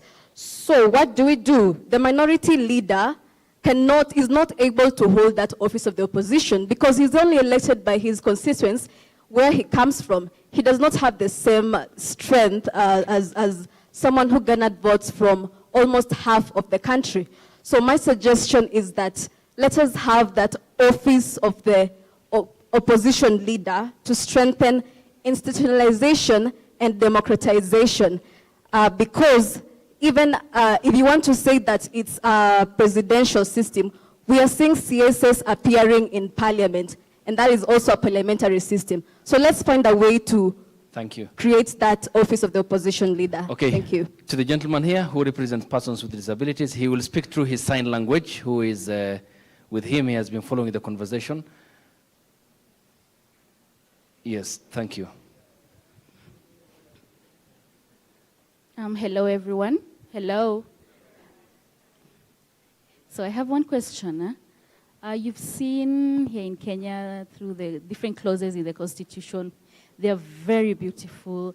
They have good structures. But when it comes to implementation, or more so the people in power cannot, they just twist around the clauses, do not want to fully implement it. So my question is, so how can we, the local mwananchi, how can we raise our voices? How can we represent these, make sure these clauses are implemented? Thank you. I'll point that to Honorable Otiende and all of you probably to give me an answer. Then I'll come to you. Yes, the gentleman there in the navy blue suit, and then finally to you. All protocols observed. Good afternoon. I'm Stephen Kago from Senator Tabitha Mutinda's office. My question goes to the panelists, and it's a very open question. All of them? All of them. Okay. Because it cuts across. So one thing that I want to do, my accountability goes straight to the governance and leadership.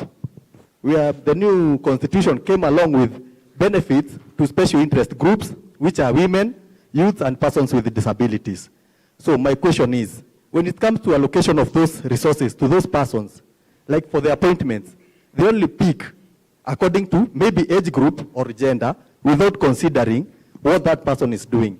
My question is to them, what plans are they putting in place to make sure that these special interest groups are represented by the real representatives of the people, but not people based on gender or the age bracket? Yeah, okay. Thank you. Inclusion of, yes, second question, then the final one here.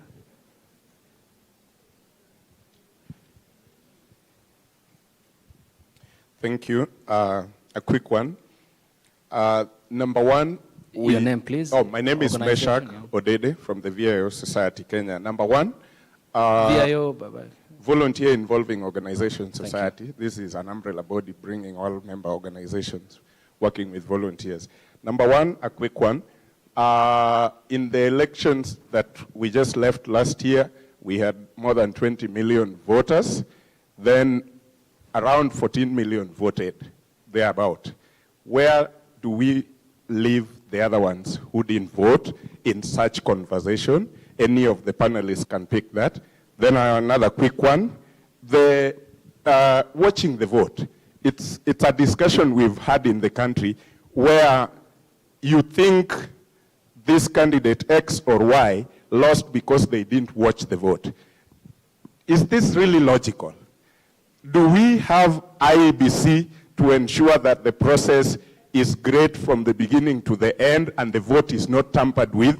Because after the allegation from one side that votes were stolen or this and this happened, the opposite side covers that by saying you didn't manage your campaign well, you didn't have people watching your votes. So who is exactly supposed to watch the vote? And then finally, how can we get the parliamentarians who I campaigned today on this ticket with this coalition saying, this is what I believe in.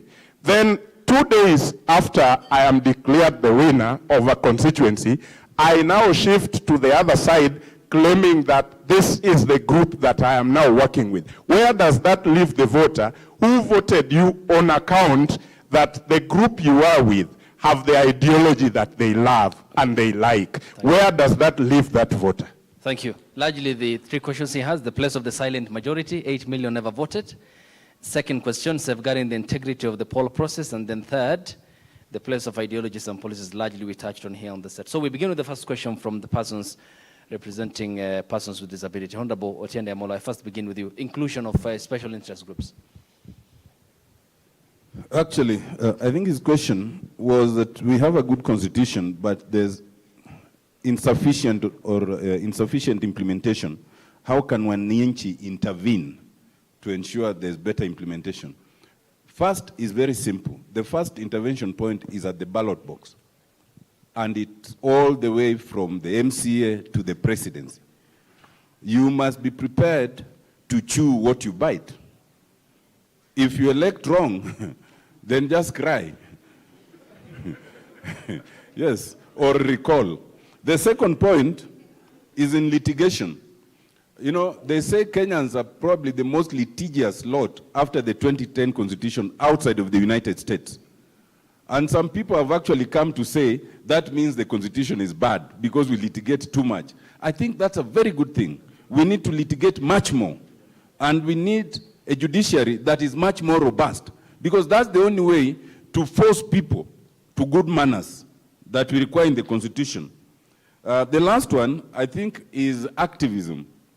And on this, I think we are quite good. Activism, whether it's on the streets, but lately it's more on social media. I think no one beats us at that.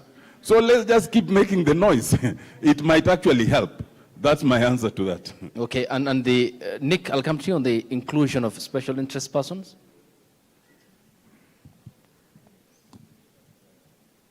Actually, you know, the theme of this debate we were having was what are some of the gains post-2010. And on my list, one that I'd put top on the list was inclusion.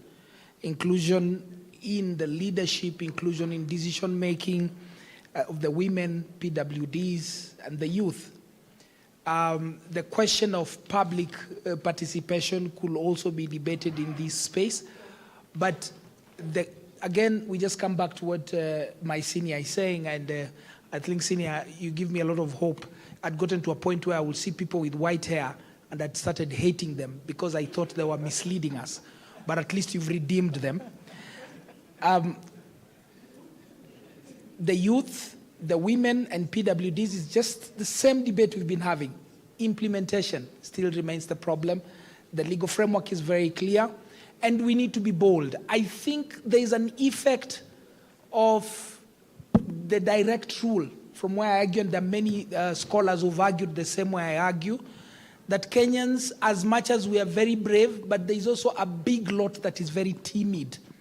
We are starting to come out to express ourselves, and the more the women have come out, the more PWDs have come up. We are now building a critical mass to demand for better. So I think the whole equation is just for us to continue pushing and demanding. It's your right. It is not a question of manners. There's a difference when you're demanding for your right and when the so-called the elders are saying you're being mannerless. So I think it's just a question of us becoming more active in demanding for what is ours from whichever space and constituency that you sit in. Thank you. Largely I've expressed the question about ideologies and policies in the earlier submissions. But Caroline, two most important questions from the three that he posed. Silent majority, Hassan, I'll come to you, on the integrity of the electoral process. A silent majority, how key are they in a democracy like ours, staying off the polls? Okay. Before that, let me talk about good trouble. John Lewis talks about good trouble. As Kenyans, we must begin to accept to get into good trouble. Let's make noise. Let's stand for what we believe in. Let's call out the ills that are facing the country, and do so because if the framers of the Constitution, if the 1990s activists did not get into good and bad trouble, we wouldn't be here. So we really need to work on that. Having said that, in terms of the 8 million, the voter apathy that we saw, one of the biggest threats to democracy today, not just in Kenya, but across the world, is public mistrust. People don't trust their governments. People don't trust the systems that get leaders elected. And this is driving people away from believing and trusting in democracy. So one way to make sure that these 8 million people vote is ensuring that democracy works for the people. We make promises to citizens, we must fulfill those promises. We use technology in elections, we must make sure that technology works for Kenyans. We are sharing information, we must make sure that information is credible and it's reliable, because then issues of misinformation, disinformation, lack of fulfilled promises is driving the people away from believing in democracy, and we can even see it across the continent in terms of the military coups that are largely supported by young people. And then in terms of the special interest groups, again, going back to the topic, nothing for us without us. So we cannot speak about democracy when the voices of young people, the voices of women, the voices of the marginalized communities, the voices of marginalized ethnic groups, and the voices of persons with disability are not on the table. So even when Professor Chisman is talking about elite consensus, how many times have you seen women on a dialogue table making bills? They are not there. When have you seen persons with disability? So we need to make sure that inclusion is not just about the lower level, but it's also at the higher level. And we need to make sure that as we are reaching this elite consensus, the voices of everybody is heard. And if we address some of those issues, build public trust, get into good trouble, active citizenship, then perhaps in the next elections, the 8 million will have been converted into voters. Thank you. Hassan, safeguarding the electoral process, the integrity of the poll. Before I come to that, I just wanted to make a comment. The young lady who spoke at the very beginning said, we are not there yet. We are not like the United States. I think we are there and beyond. Let us not have those innuendos in our hearts and minds. We are no less, or they are no better than we are. It has never even crossed my mind that I am anything else other than Kenyan. I'm so proud of this citizenship. I can't even stay 3-4 days out of this country without being homesick. We have such a great nation. It's just we have had our shred of bad leaders. But it is not because the US is better, or we are lesser, or we are not there. This is a democracy, and we will build it through thick and thin.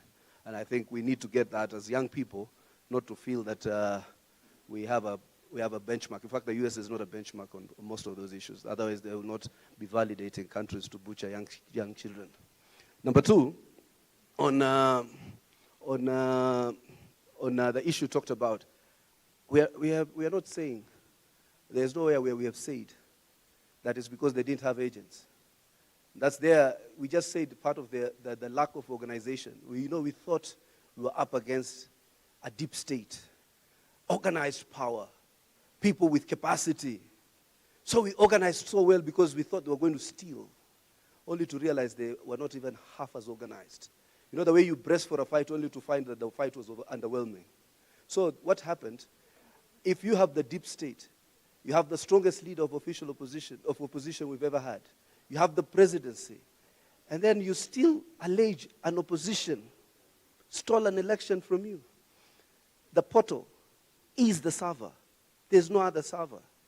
The allegations are false. It is supposed to rally the opposition to a belief that the elections were stolen so that they can be prepared for the next election. Immediately after an election, all successive elections, Raila has started a narrative. Even Professor Nick Chisman, there's Nick Biketi who hates people with white hair. I didn't know he hated me. And then there's Nick, and then there's Nick Chisman. Professor Nick Chisman said he even wrote not believing in the ICT infrastructure of the election management. But then it worked better than he thought. The elections were transparent for everyone to see. So in fact, what is bothering us is, when does it stop? At what point do we need? So we need to go into a constant conversation of auditing our systems, auditing our election management systems, so that people can be satisfied. So that's why we have ceded to the fact that if you have a problem with IBC, we will still will it under any other IBC. If the people are with you, whoever the umpire is, it doesn't matter as long as the umpire can be said to be free and fair. So for me, I don't think there's any point at which we have had at a rebuttal to the election theft. We just feel that the allegations are wild, unsubstantiated, and an affront to our democracy.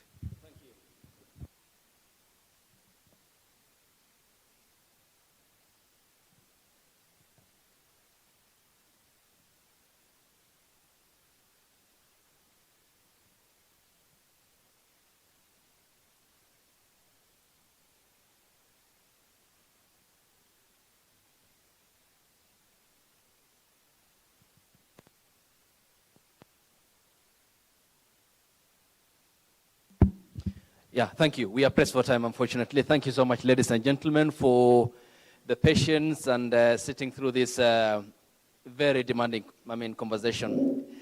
Takes a lot because we have talked about what is the binding factor of all Kenyans, that is the Constitution.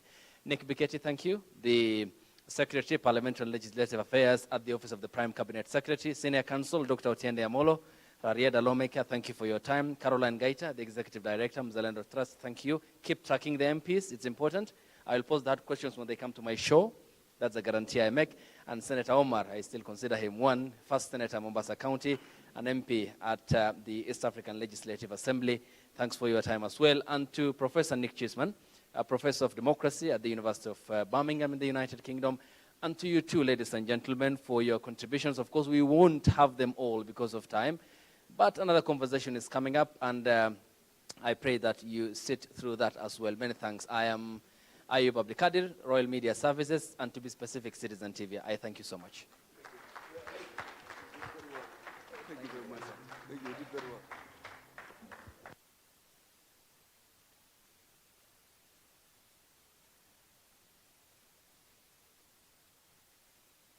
Hello, just a moment. Thank you so much, Abdi, Ayub, and members of the audience. We have one more session that will take maximum 1 hour, and this session is very interesting. We have in the session the daughter of the president, Charlene Ruto, who is also a youth champion and a farmer. I see a lot on the beehives and all this. And we are going to have very interesting speakers as well. We have the registrar of political parties, who is going to make an address. We have the Minister of Gender, represented by Dr. Josephine Obonyo. So she will come and speak on behalf of the Cabinet Secretary, and a host of other panelists. We have Anthony Buluma, who is coming. We have Margaret Kiogora. We have Kidi Mwaga, and many others in the house. So, hello. Are you there? Hello? We want to receive one high energy song. James, are you ready? One high energy song. We stretch ourselves, and then we finish in 1 hour. So let's start. So James, the floor is yours.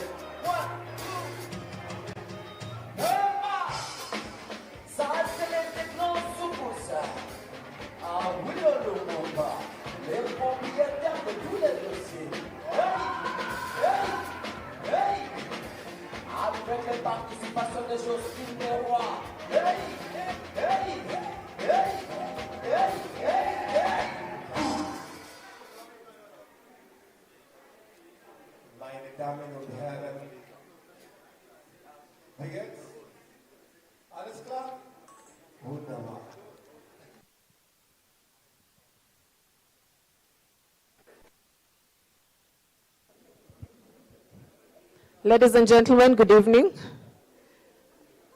Good evening, ladies and gentlemen. We would like to start the last session for today.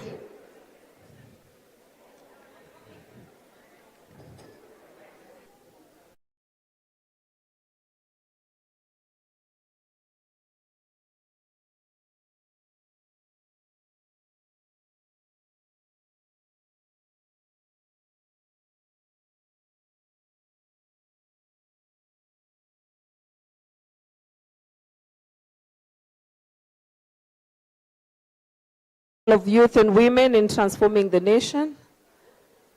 If you allow us, we could start. Dr. Annette, with your permission.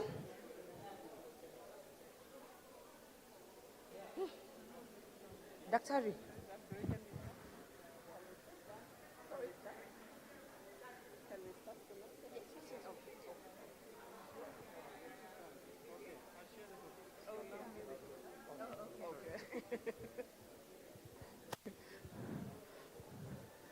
Okay. So if you can hear me, clap once. If you can hear me, just clap once. If you can hear me, clap once. All right. Okay. Thank you so much. Ladies and gentlemen, my name is Maureen Wanyonyi. I work as a policy researcher. I'll be helping to moderate this session. I'd like to start us off with the inception of the conversation. We can hear a little noise on the outside. I don't know if we could close the door. Yes.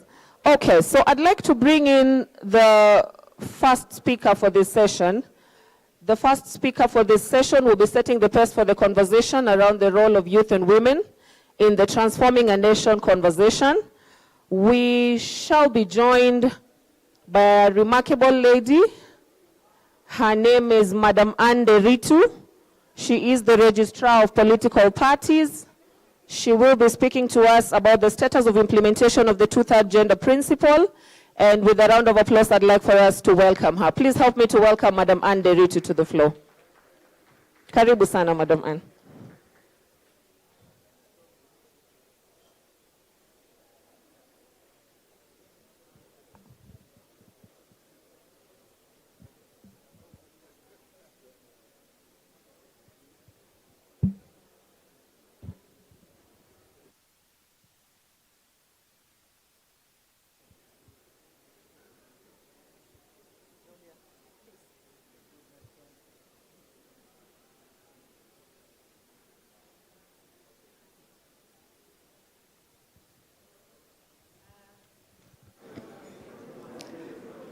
Ladies and gentlemen, all protocols observed, good afternoon, or is it good evening?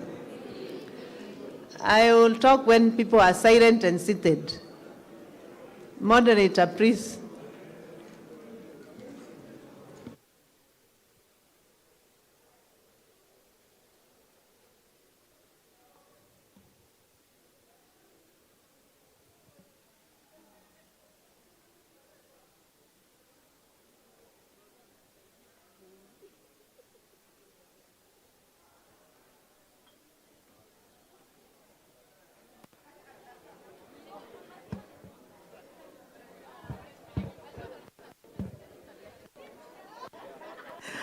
I hope I'm not going to register you on a light note.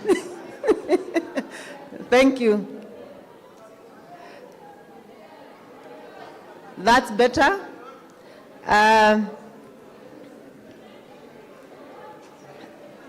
Today, we are discussing about the topic on status of implementation of a two-third gender principle. And everybody in this country can and will talk about gender anytime. But the minute you mention the word gender, many people say that's a woman issue and dismiss it and make it look like it's very partisan. It belongs to one side of the society, and therefore there is no need for anybody having a conversation about it. But today, it is important to think through that gender applies to all people, both men and women. That is the starting point. So that we deconstruct the issue that when we are agitating about two-third gender rule, it's actually women. It's actually a women issue, so it can be trivialized, it can be put aside because women are going to discuss about it. According to United Nations, gender equality refers to the process of being fair to women and men, girls and boys, by taking into account their different needs, cultural barriers, past and present discrimination against specific groups, gender equality, which may also, in terms of gender equality, may involve the use of temporary measures so that to address the inequalities that exist in the society. The Constitution of Kenya, Article 27, provide for equality and freedom from discrimination. It appreciates the place of affirmative action and the duty of the state to take registration and other measures to implement the principle that not more than two-thirds gender of members of elective and appointive bodies shall be of the same gender.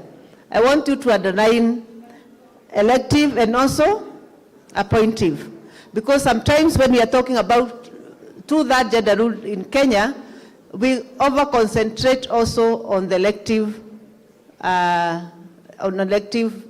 positions, while ignoring the one that is even easier to implement, the elective and recruited position.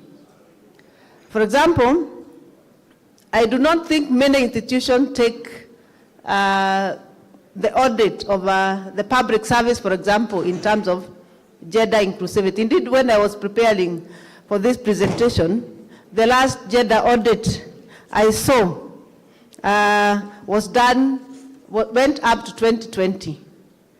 Meaning, but we keep talking about elective position, and that's why I want to bring to attention that it's very important when we are talking about gender, we look at all sectors, both appointive, both when recruitment is supposed to happen, and both the private and also the public sector. For example, a gender analysis of 2010 to 2020, which was the last I could see, a clear one on public service, especially for people who are managerial position from job group M and above, reveals that in 2010 we were at 27%, 2011 still 27%, 2012 27%, 2013 28%, 2016 28%, 2017 still 28%, 2019 we moved to 30%, and now by 2020 we were at 4%. Currently, we cannot confirm where we are as far as the gender of public service, and that is managerial level. When you hear also that probably we may have a gender balance in probably the civil service, it is also very important to look where are the women. Are they in the lower cadre? The lower cadres, are they in the support staff? Are they in the middle level? Where are they? But looking at this, you can tell you, because if you audit now the gender aspect, you may find maybe there are 50 something against 40 something in total. But then when you look at managerial position where decisions are made, then you have to ask your question whether women are properly represented. And when I mean women, in some areas you can see also men are disadvantaged. So we are not saying that it's all women.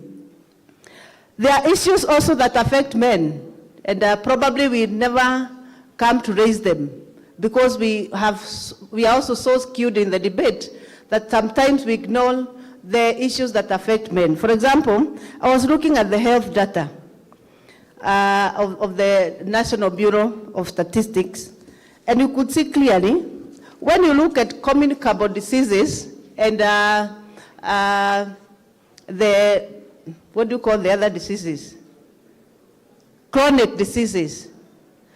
Women are likely to get more sick, indeed, with many percentage. For example, let me give you an example. For example, arthritis, and that is Kenya National Bureau of Statistics data, 2022. Arthritis will affect 75%. All people with arthritis in Kenya will be about 75% women and 25% men. Hypertension, women are affected 70%, 30% men. Diabetes, 40%,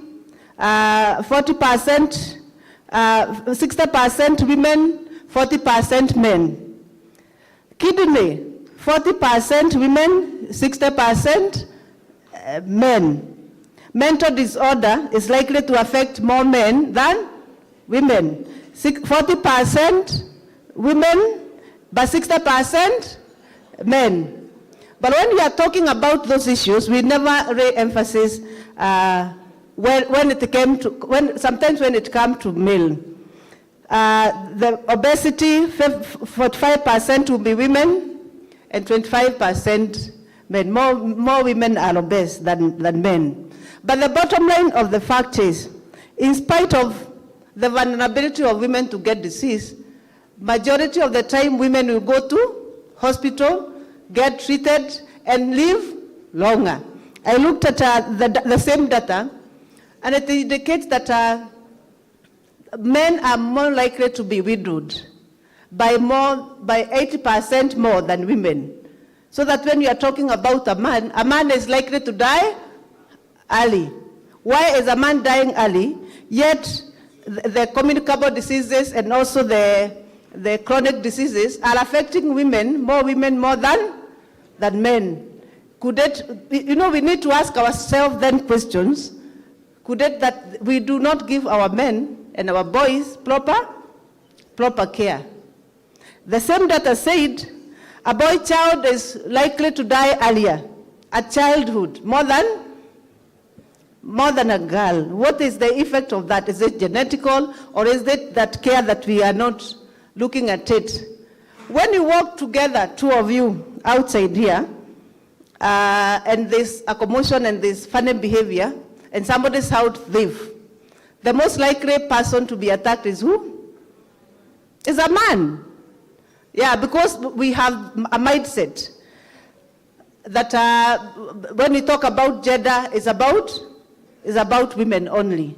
But In terms of my generalization, and that's the point I want to make, so that we have a healthy debate, when we are discussing, we discuss both men and women, we see that women are more marginalized, as per the definition I gave you, that to give equal opportunities and to consider that that some people are discriminated as groups. Women are more likely to be discriminated in many areas. And therefore, that's why when we talk about gender, it is women who speak, because finally, probably the opportunities are not there. But we have to look deeper and see the opportunities and then balance them. The two-third gender rule principle, coming now to the one that affect the elective leadership, was introduced in Kenya in 2010 by the Constitution, under Article 81 of the Constitution, and provide that not more than two-thirds of the members of elective public bodies shall be of the same gender. We have tried as much as possible. 13 years later, here we are, and we have made several attempts to achieve this two-third gender rule in terms of ensuring that in the elective position we are achieving. But one question come into play, and probably the drafters of Constitution can explain better, why Article 177 sorted the issues of county assemblies and gave the top-up gender, the gender top-up, and how then that one should be done, but avoided to address the issue of the parliament. So that finally it was left hanging for legislation to be done and all that. Maybe my guess is because of the 47 county women representative. Probably by designing that, they thought 47, maybe Kenyans will automatically elect the rest of the women to meet the two-third gender rule. There have been several judicial attempts. On 11th of December 2012, Supreme Court, through advisory opinion number 2 of the 2012, resolved that the two-third gender principle was to be realized progressively, but the Parliament had a duty to devise legislative measures to achieve the principle. By 27th of August 2015, this never happened, as we all know. Apprehensive of the 27 August deadline, one organization, civil society, approached court to try and discuss that matter so that they are not out of time. The court held that the AG to prepare the relevant bill for tabling in Parliament, and the tabling began. Parliament failure to pass a law was an implementation of the two-third gender rule, got an appeal again, because the law was tabled, it could not actually address. The court found Parliament to have failed its duty to enact a legislation on giving effect to the two-third gender principle. It directed Parliament and the AG to take steps to ensure that the required legislation was enacted in 60 days. The Speaker of the National Assembly then appealed the decision, but the same was also dismissed. So Parliament remained with the responsibility. The 12th Parliament came by, and constitutionally, for failing to comply with the two-third gender rule, litigations happened, and the litigation still continued. And pursuant to Article 261 of the Constitution, on 21st September 2020, the Chief Justice advised the President to dissolve Parliament on account of Parliament's failure to enact legislation for realization of two-third gender rule. We even threatened Parliament to be dissolved. Then came the recent, the Katiba Institute versus IBC, which required that every party present a list of candidates that has two-third gender rule. The Office of Registrar of Political Parties, which I head, and the IBC, we came together to look for a way of implementing that. And we made good progress until the same political parties ran to court, said many other things. Court agreed with them. We were told to stop that because according to court, there was no proper public participation. And for that reason, we were not able to implement the full. We have also attempted to do many incentives, including in the political parties fund to give 15% of a party that bring on board women, youth, and person with disability. The formula of the fund is that 15% of the political parties fund is given to those political parties that have brought women, youth, and person with disability, what we call the special interest groups. So, as we look at the various attempts that has been done, we have even registration bill. We had the Duale 1 bill, which failed. We had the Duale 2 bill, which also failed. We had the Constitutional Amendment 2015, which was used to be referred to Chepkoga bill, which sought to defer the implementation of 2/3 gender rule by proposing even the amendment of the Constitution 81B, where now to remove that provision. Of course, we are happy that that bill failed. Then we went to Amendment 2023, which we have an amendment that is already proposed by Senator Beth Siengo, which also sought to amend 97 and 98 of the Constitution, so that we realize the 2/3 rule. We also note that the Ministry of Public Service and Gender then appointed an affirmative, a multi-sectoral working group on realization of 2/3 rule, which I'm a member, and it is expected that the working group shall make proposals that shall lead to actualization of the 2/3 gender rule.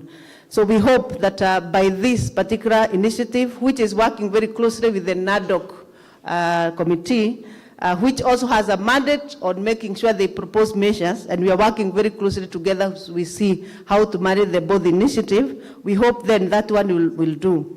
And then we also have the presidential memo, which also mentioned about the 2/3 gender rule, including establishment of women and inclusion fund. As we start today, as I come to my conclusion, we have a very skewed parliament. And we have been making baby steps, which we appreciate. And if I read for you data very quickly, the first parliament had 0 women. So the first parliament was 1963 to 1969, it had 0 women. Then the second parliament of 1969 to 74 had 1 woman. So we made some progress. The third one, 74 to 79, had 4 women. The fourth one, 79 to 84, to 83, had 5 women. Then we went back in the 5th parliament, 83 to 88, we got 2 women. 6th parliament, 88 to 92, we had 2 women. 7th parliament, 92 to 97, we had 6 women. So you can see we are growing. The eighth one, we went back. 97 to 2002, we got 4 women. Then the 9th parliament, 2002 to 2007, we got 10 women. 10th parliament, 2007 to 2013, we got 16. 11th parliament, 2013 to 2017, we got 16. 12th parliament, 17 to 22, we had 23 women. The current parliament, which is the 13th parliament, have 28. We had 29, except the one of them who resigned to become a cabinet secretary. We hope we shall not go back as far as that one is concerned. In a nutshell, as I finish, we have so many women who really would want to participate in the process. But some of the impediments that come along has to do with the society itself. So that when we are talking about affirmative action, it is provided for in Article 27. And therefore, we are trying to fight the society as it is established, that is not accepting women as quickly as the Constitution accepts. So that when we talk about affirmative action, and the argument comes that let the women go there and fight, let people elect women. Women are many. That is different from when you go to the ground and find that society is highly patriarchal, that it glorifies men leadership as opposed to women leadership. And that even the same women, because they are being a patriarchal society, they are being hooded towards a particular person by the men. So therefore, as we call for this discussion on affirmative action, it's good to have an open mind that we are all in it, and we have to remember that the women we are talking about are actually our mothers, our daughters, our wives, our who? Our sisters. They are not those women. They are actually our own. When you ask a man seated here, do you want your daughter to be a member of parliament, empowered? Oh, yes, yes, yes, yes. When you want to ask man, do you want your sister? Oh, yes, yes, yes. The only two women they don't want is a wife and the mother. I do not know why. Maybe probably that's where we start the discussion. When you hear men say women, majority of the time they mean wives. Those women, those are wives. Those are the ones who should not be empowered. But remember, your wife is also somebody's daughter. It's also somebody's sister. So that when we actually want to empower them, we empower them. What is my recommendation? Quickly, as I finish, my sister, my recommendation is, one, we should be in this, all of us. Let's take a corporate approach in gender, because it is our business, all of us as a country. Two, let's have transformative programs that are looking at behavior change at the grassroots level, so that we start changing the mindset of the Kenyan society in general, not only women, the Kenyan society in general, and appreciate and talk positively about women leadership from where we are. Finally, let's also deliberate on measures to fully allow women to participate in electoral and political processes. For example, it has been noted that the more women you put, and data can prove that, the more women you put in the electoral process, the more likely you shall have increased numbers. If I had time, I could have read for you data of participation since 1963 of women going this way. And you see, the number are growing as many women are being pushed into the participation space. So let's craft measures to allow as many women to come in the participation space as much as possible. I rest my case. Thank you very much.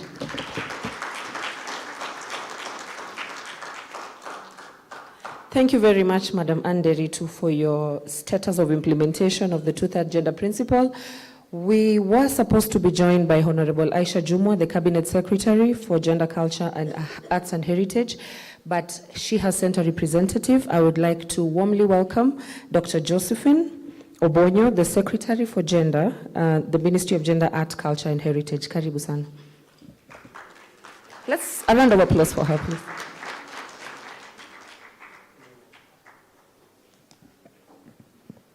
Thank you very much. All protocols observed. Good evening, everyone.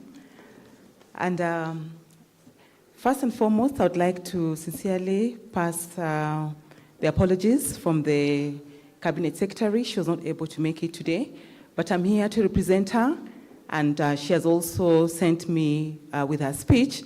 And in the interest of time, I'll go straight away to read her speech. Otherwise, as I've been introduced, I'm the Secretary Gender in the Ministry of Gender, Arts and Culture and Heritage, and we have the State Department of Gender, and that is where we are based. So I'll go straight on to read her speech. Distinguished guests, ladies and gentlemen, good evening. Today, I'm delighted to stand before you to shed light on a topic of huge significance, the role of women in transforming a nation. As a woman, and proudly so, I believe that women hold the keys to the world's progress, prosperity, and transformation. Now, throughout history, Women have been at the forefront of driving change, shaping societies, and building nations. Their roles are diverse, impactful, and the most crucial one being nurturing of human life. Ladies and gentlemen, women are powerful contributors to our nation's economy as entrepreneurs, workers, and innovators, participating in industries across the spectrum. Their economic activities drive growth, innovation, and job creation. Women have a significant influence in education, nurturing the minds of the future. As mothers, teachers, and role models, they pass down knowledge, values, and skills that shape the character of the nation. Women are the backbone of healthcare systems. They provide care, comfort, and support to those in need. Their contributions to public health are immeasurable. Similarly, women are often at the heart of community development. They lead grassroots organizations, champion social causes, and work to foster cohesion and well-being among citizens. Women are powerful advocates for social change. Their movements have led to transformational shifts in societal attitudes, laws, and human rights, challenging discrimination and inequality. Women contribute to the preservation and promotion of cultural diversity, heritage, and traditional practices that are integral to a nation's identity. Ladies and gentlemen, empowering women in politics and governance is essential for creating balanced and inclusive societies. Women leaders advocate for issues that are often overlooked and ensure that the nation's governance is representative. Women play significant roles in peace building and conflict resolution. Their commitment to nonviolence, reconciliation, and community stability is instrumental in times of unrest. Many women are involved in sustainable resource management and environmental conservation. This is essential as their dedication to protecting our planet contributes to the nation's well-being and future sustainability. Successful women serve as role models and sources of inspiration for future generations. Their achievements inspire others to dream big, break barriers, and pursue their aspirations. Ladies and gentlemen, allow me, as I conclude, to briefly highlight on the ongoing efforts towards development of a framework for realization of not more than 2/3 gender principle. In June this year, I inaugurated a multisectoral working group on the not more than 2/3 gender principle. The group comprises of members of state and non-state institutions and representatives of different interest groups who have been working, including holding consultative meetings with a number of stakeholders to deliberate on this issue. The group is scheduled to embark on public participations in the next few days, and it is my hope that this venture will be successful in bringing on board Kenyans' voices on this subject matter. I would like to urge you as partners to get on board in supporting our effort to promoting gender equality and women's empowerment. We all know that when we empower women, we empower our nation. When we invest in their education, healthcare, economic and political participation, we invest in our own future. Let us celebrate the achievements of women and pledge our commitment to fostering a society where every woman has the freedom and support to pursue her dreams and make her mark in the world. Finally, I wish to take this opportunity to assure you that my ministry shall continue working with you as our key allies towards the actualization of our country's commitments to gender equality and women empowerment. Thank you, and God bless you.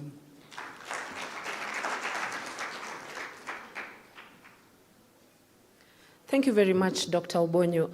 The conversation has been set majorly around the role of women, but the panel I have is comprised of not only women conversationalists, but also a lot of young and youthful conversation setters.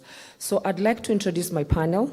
We'll start off with a conversation around how it is that the women and the youth are engaging in governance, justice, inclusion, and even social cultural aspects of this conversation we're having around transforming a nation.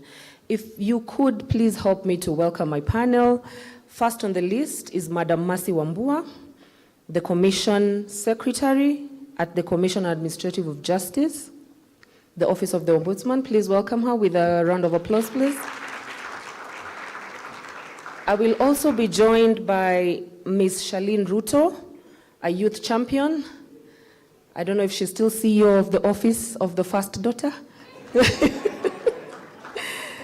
I am also privileged to have on board Honorable Anthony Buluma, a former aspirant who won but lost with a small margin, the CEO of Kenya Young Parliamentarians Association. Karibu sana Bwana Buluma.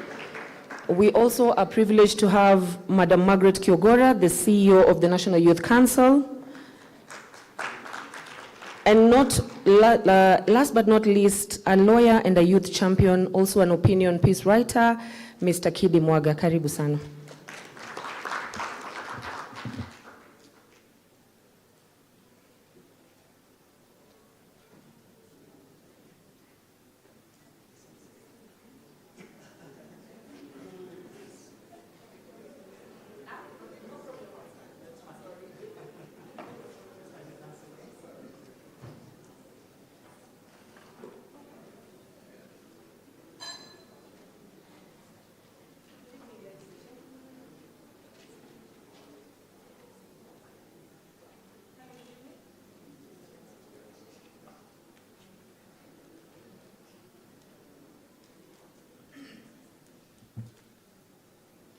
Hello. Thank you very much. Good evening, ladies and gentlemen. To start us off, I would like to allow the representative for Madam Mercy Wambua to just introduce herself. She's coming in place of the Commission Secretary for CAJ. Karibu. Thank you very much. My name is Beth Michoma. First of all, good evening, everyone. I know we're going to have an exciting evening. So my name is Beth Michoma. I will be standing in for Mercy Wambua, who had unfortunately to rush somewhere. But just as a background, I'm a member of the multi-sectoral working group with our registrar here. I always like listening to her. She has such a fresh perspective on everything. So thank you so much for that, pace setter.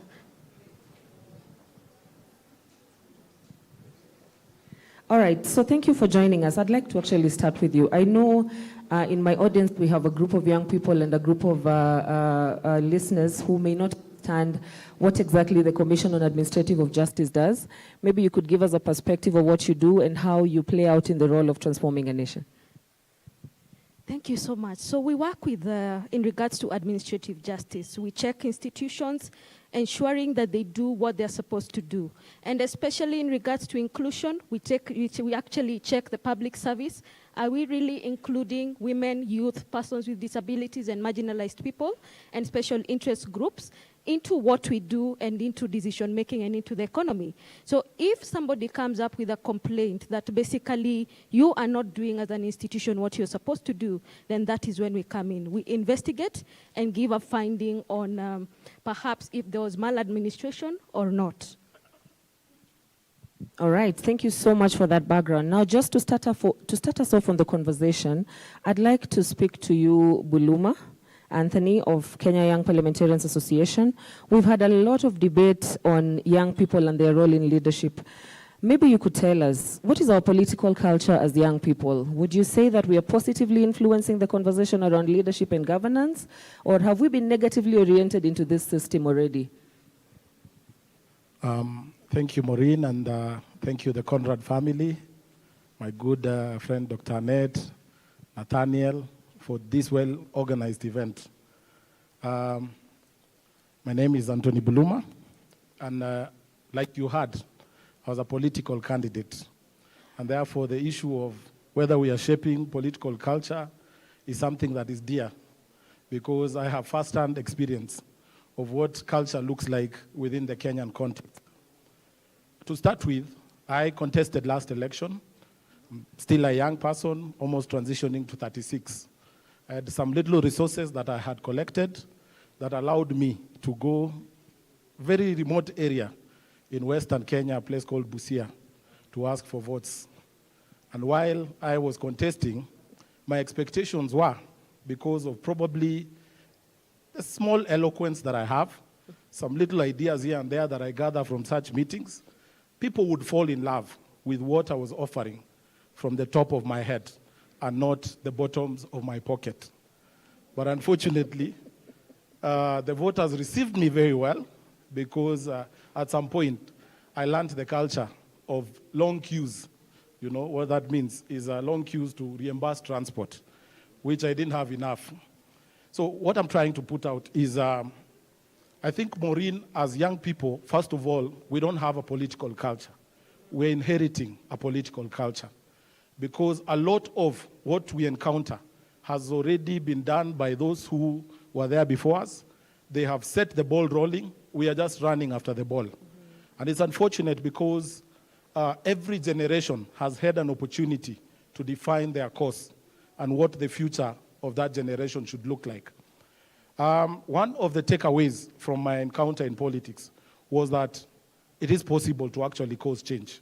And it starts from where one of the presidents of the United States once said, "Ask not what your country can do for you, but instead, what can you do for your country?" That is one of the takeaways I took from politics. And in our context, because we've established that a political culture, and the political culture in Kenya is not the best, I would say so, because it has, like it was alluded to, even by the politicians who were here before, that we have bad manners.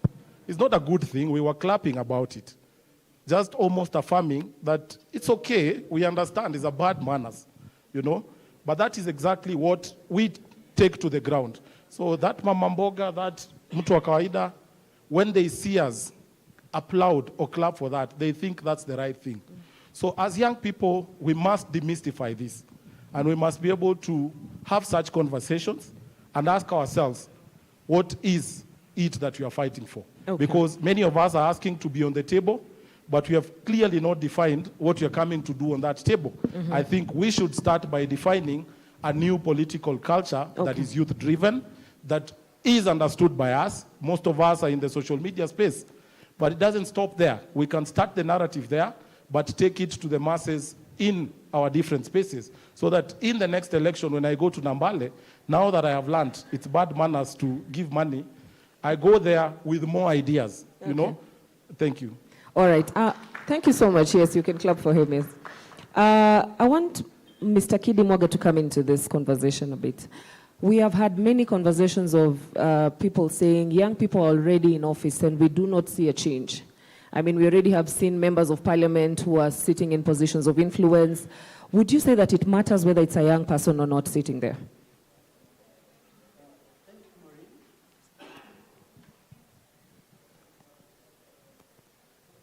Thank you. Okay. Thank you. First and foremost, it matters very much, because while quoting Cicero, Barack Obama, while giving his inaugural address, says that while we breathe, we hope. And where we are met with the cynicism and doubt, and those who tell us we can't, we will respond with the timeless creed that defines the spirit of a people, that yes, we can. In moments like this, when you realize that the social, political, and economic order have been shaken, sometimes it takes young people with ideas, with vision, and who are more forward-looking to help lift up not only the spirit of other young people, but the spirit of the entire country. Today, as we're seated here, I am privileged to work with a team and serve as the convener of the Inter-Parties Youth Forum. So at the Inter-Parties Youth Forum, we realized, you know, that a couple of months ago, there were street protests, and there was a cocktail of issues. It was the grievances of a lost election that the legal infrastructure was unable to cure entirely. There was a question of taxes, and there were other questions. But then you realize that those who were on the receiving end were young people. One, because they're out of job. They have been left out and left behind by a political system that has not been very visionary. And so the young people across the political divide, both in Azimio and Kenya Kwanza, decided to come together and direct their energy, intellect, and imagination towards making sure that we collectively come together and help forge a better society. So to answer your question, yes, it matters when there is a younger person. Thank you. All right. Thank you so much for that. I'd like to bring in Charlene into this conversation. Charlene, you work a lot with young people, and you will probably speak to us about the 31. Is it 31? The 30? You can mention it. Yeah? The 30? Yes, the 30 strategies. Charlene, given the conversation we're having about empowering young people to get into office, would you vie for office? It's a good question. I like how you've put it. Nobody has ever put it in that way. I think if I had a reason to vie for office, I would. There must be a reason that people vie for office. I'm sure if we gave Muluma some more time, he'd tell us the exact reason why he braved the heat, the rain, the long queues to vie for office. If there was a reason, I would vie for office. Okay, so in your journey, in your work towards championing for young people, would you call it a journey of passion or a journey of responsibility given your position as first daughter? I really think that whether my father would have become president or not, I still would be doing what I'm doing today. So it's a passion-driven strategy, because sometime last year is when I started interacting more with young people, and I started seeing the different challenges they have, the different strengths, the different opportunities that are there for them. And that's why I use my position to support them in any way that they ask me to. And that's why I didn't come and pull it down their throats that this is what I want to do for you. That's why I asked them, what would you like me to do for you? And I think that's something as young people we need to change. Nobody needs to give you a title, an office. I don't have an office. No taxpayer gives me any money to do what I do, but I do it because I love to do what I do, and I love working with the young people. Okay. So just one last one, because we're talking about the role of youth in transforming a nation. How would you describe a transformed nation, in your opinion? I was just sharing this with the team from KAS before we had lunch. I think the transformation will begin when we move away from these platforms. I can't tell you the number of events I attend, the number of conferences I attend, where we are always just talking. We keep talking, we keep talking, we keep talking. When are we going to act? Because when we don't act, that's how then we keep saying that our political systems are degraded, but the politicians have their role. What's the role of the rest of us who are not in politics? We need to begin to implement. What's the role of the private sector in implementation? What's the role of organizations such as KAS in implementation? So how we can truly transform a nation is, yes, when we include our youth, our women, our PWDs, but not including them just in conversation, but including them in action. All right. I think we can clap for her on that one, yes. I'd like to bring in Madam Margaret Kiogora, the CEO of the National Youth Council. Picking up from what Charlene has mentioned, we have certain strategies that the council is using to ensure that the voices and the concerns of youth are heard. So maybe just to mention to us, are there programs, are there real initiatives that NYC is conducting? Are the young people in this room aware, and can you make them aware of some of them? Thank you very much, Maureen, for that question. Maybe to give a narrative of what National Youth Council is all about, is an institution that represents the young people. And it came to being after the post-election of 2007. So this is an area where, or an organization that ensures the youth voice is actually heard. So do we have programs? Yes, we do. Are the youth aware? Some are not. The reason for that is because you find we've not been able to penetrate fully in the grassroots. Reason for this, you find sometimes the resources are very constraining, that you find we can only be in certain areas. But for us, how we are able to reach to our young people is through one of the areas that they love being at, that is the social media, and also taking initiatives out there. One of the programs that we have is on Sawazisha Gumzo. Sawazisha Gumzo is a Swahili word for intergenerational dialogue. Because one of the critical things that goes through, or one of the things that affect the young people, you find drugs and substance abuse, you'll find anti-FGM, matters to do with FGM, you'll find matters to do with HIV and AIDS. So we ensure that we are having programs going out there at the grassroots to be able to have that conversation with young people. Apart from that, we have Uzalendo. This is a program that calls upon young people on their civic engagement. When you look at, during the last year, we were able to have a partnership with IEBC. I know we had voter apathy from the young people, but we were able to go out there and tell them, guys, just come vote. And apart from voting, come buy. And if you look at the current parliament and even members of county assembly, we have a large representation of young people because of some of these initiatives. Thank you very much. Thank you so much. I would like to bring in Beth of Commission on Administration of Justice. You have a big mandate on mainstreaming the public sector. And some of it includes the progress on implementation of Article 100, which means representation of special interest groups within the public sector. And some of it even includes gender mainstreaming.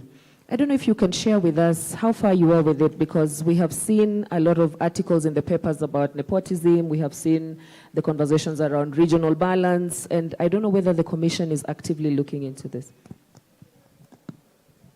Thank you very much. I think let us start with what Article 100 is. Article 100 actually ensures that Parliament shall, it's not a delegatable role, come up with legislation to ensure that women, persons living with disabilities, marginalized groups, and special interest groups are actually included in elective bodies. Now, as the Commission on Administrative of Justice, what we do, we take complaints. Unfortunately, with Parliament, that is a role that has been litigated over and over again, not necessarily by the CAJ, but by players including the Law Society of Kenya, Crown Trust, the Citizens, et al. So what we do as a commission is to sensitize. We have legal clinics everywhere. And we are trying to come to the grassroots as much as possible. So we have offices not only in Nairobi, but throughout the countries, and we are looking forward to ensuring that there are more offices so that the citizens can come closer to the commission and give their complaints, and then we can be able to give a finding. So in as much as we can give a finding perhaps against Parliament, which everybody knows, including Chief Justice Emeritus Maraga, who said it's not a delegatable role. You have to come up with the legislation. The question is, what next? You can come up with a finding, but what next? Then the citizens come in. The citizens are the superior members of this country. And once you abrogate that role, then unfortunately the country is going to go to the drugs. So we can do what we might have to do, give the findings, push out the reports, but at the end of the day, the buck will stop at the citizens' doors. All right, thank you so much for that. Kidi Mwaga, as a legal mind and as a champion for many of the special interest group conversations, what would be your proposal towards achievement of implementation of the two-third gender rule? I know we had this conversation earlier while we were seated, and we know that influence is usually through representation, through education, through wealth. So representation is a key conversation for us in terms of influence, even in governance. So as a legal mind and as an opinion piece writer, what is the strategy that we can employ upon? And any of my panelists can speak to this. Yes, thank you. Thank you very much, Maureen. One, the question of inclusion is fundamental in the society. Fundamental to the extent that the moment you leave any segment of society out of the decision making, then you clearly, as a society, you are unable to benefit from their insights, from their perspectives, and from their contributions. So the question of inclusion is non-negotiable.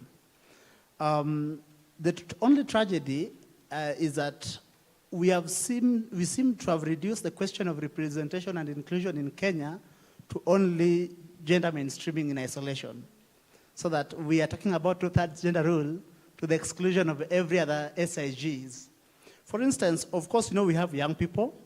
We have people living with disability. We have other segments of the society, I think, minorities on account of sexual orientation. I do not know if we want to include them as well. Yes, I know we will have to include it to talk about them someday. But then what I think is critical is that as we attempt to advance more opportunities to women as much as to men, we must also be keen to ensure that we give visibility and participation to these other SIGs, to the people with disability, to minorities of ethnicity and other considerations, so that we ensure that we have a society where everyone has an equal chance to participate and realize full potential. And this may not only be in the political spaces. We must also be deliberate about building inclusive economies, so that we do not have an economy where opportunity, wealth, and power is concentrated in the hands of so few at the exclusion of so many. Okay. Like King Henry told all his 8 wives, I won't take long. Thank you. Thank you, Kidiwaga, for that. Just bringing in, would you like to speak, please? Come in. Yes, I would want actually to ride on what Madam Anne talked about. There is a lot of society mind shift that we need to have, where you find right now when you talk about gender, as she said, we think about female. When you talk about young people, we think about destructive as a society. But we need to be able to change that narrative, that when we are saying we're empowering, we need to include all. Because when you leave one person behind, then that means it begins having a segment of discrimination. So for me, adding on to what Chidi has said, and also Madam Anne, we need to have a mind shift as a society. Thank you. Okay, yes, please. I think just to add to also what you have said, there's one thing that we keep on missing as a country, to realize that men and women are not homogeneous. You're just not a man or a woman. You're a man perhaps who is a youth, or a man who is a person with disabilities. Isn't it time that we, push the envelope a bit further, so that even when we are talking about elective positions, for instance, we're not just saying 290 and the 2/3 will be realized if there is this number of men and women, but which men and which women? When you have only perhaps old people in parliament, what does that exactly, what picture do you put out there as a nation? So perhaps one of the conversation we must actually start having as a nation is, in as much as we are saying 2/3, we are also saying 2/3 inclusive of the other groups, special interest groups, persons with disabilities, and marginalized communities. So out of the 290 we are talking about, we are not just talking about perhaps, roughly let's do half, 145, 145. So 145 men, and you do not specify what type of, I don't know whether type is the right word, but I'll use it. What type of man exactly you're talking about? Out of the 145 be young men, young women, young men who are persons with disabilities, young men who are from marginalized communities. I think we missed the boat when we are just talking about man, woman, youth, and marginalized people from marginalized communities. So we must push the envelope further and realize that we are not homogeneous, so to speak. Thank you so much for that. Buluma, come in, please. Yeah, I had promised my good friend Mercy that I'll not comment on 2/3 gender, not because I'm against, but because I feel like our women deserve better. I think having served with young members of parliament, I can tell you authoritatively here as their CEO, some of the most progressive, smart legislators this country has are young women. It's just that they have not been given a chance. I want to point out that one thing that scares women is the violence in politics. And those are things people are not addressing. We're just addressing all these other hardware issues. But there are more compelling issues that we ignore, such as political violence. The other day, one of my young members was beaten up by goons, treated badly. I went to see her in the hospital. She was so devastated, What kind of an image are you sending to a young woman who wants to vie tomorrow? So even if we create all the laws that we need in this world, and the women don't come out to vote simply because somebody somewhere is scaring them away because of violence, which is a monopoly of largely male politicians, then we are losing the battle. That's one aspect. The second aspect is, how are we preparing our women for politics? We've made our politics become so ugly that people run away from it. When I was campaigning, part of my messaging was, where politics end, leadership must begin. Because we can't also just operate like we are just politicians for the rest of our life. There has to be a component of leadership. How are we nurturing the young women using the platforms we have, you know, like National Youth Council?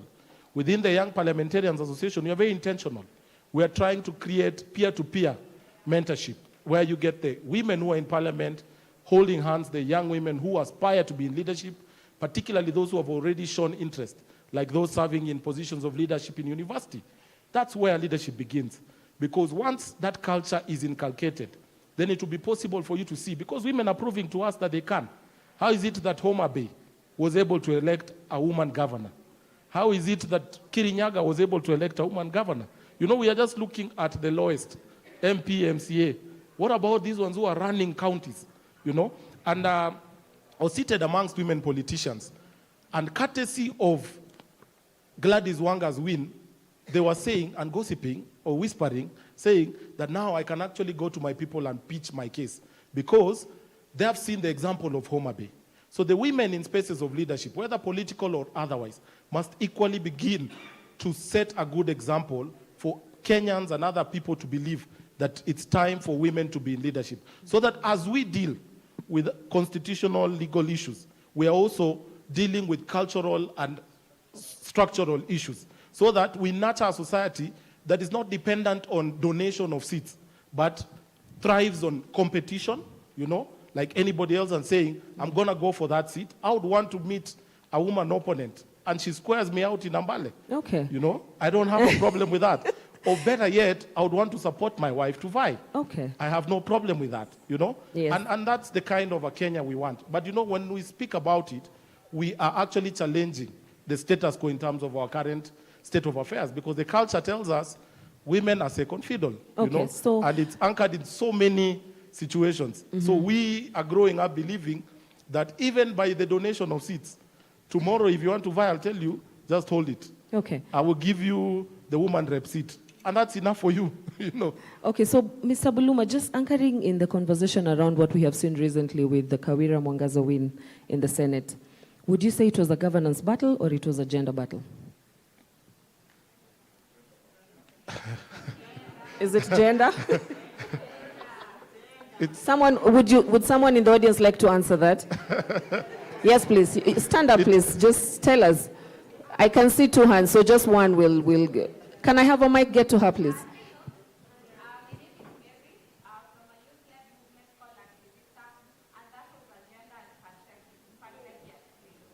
Explain. Feel free to explain, and then we'll have one more person.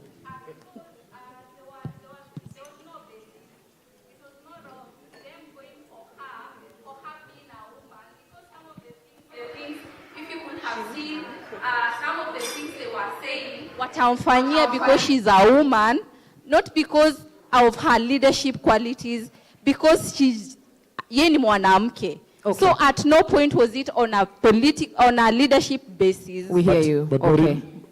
I was hesitant to answer because I will get I quite agree with what she's saying. But again, on a second thought, when I watched the debate yesterday, yes, I think her biggest defenders were somehow even men.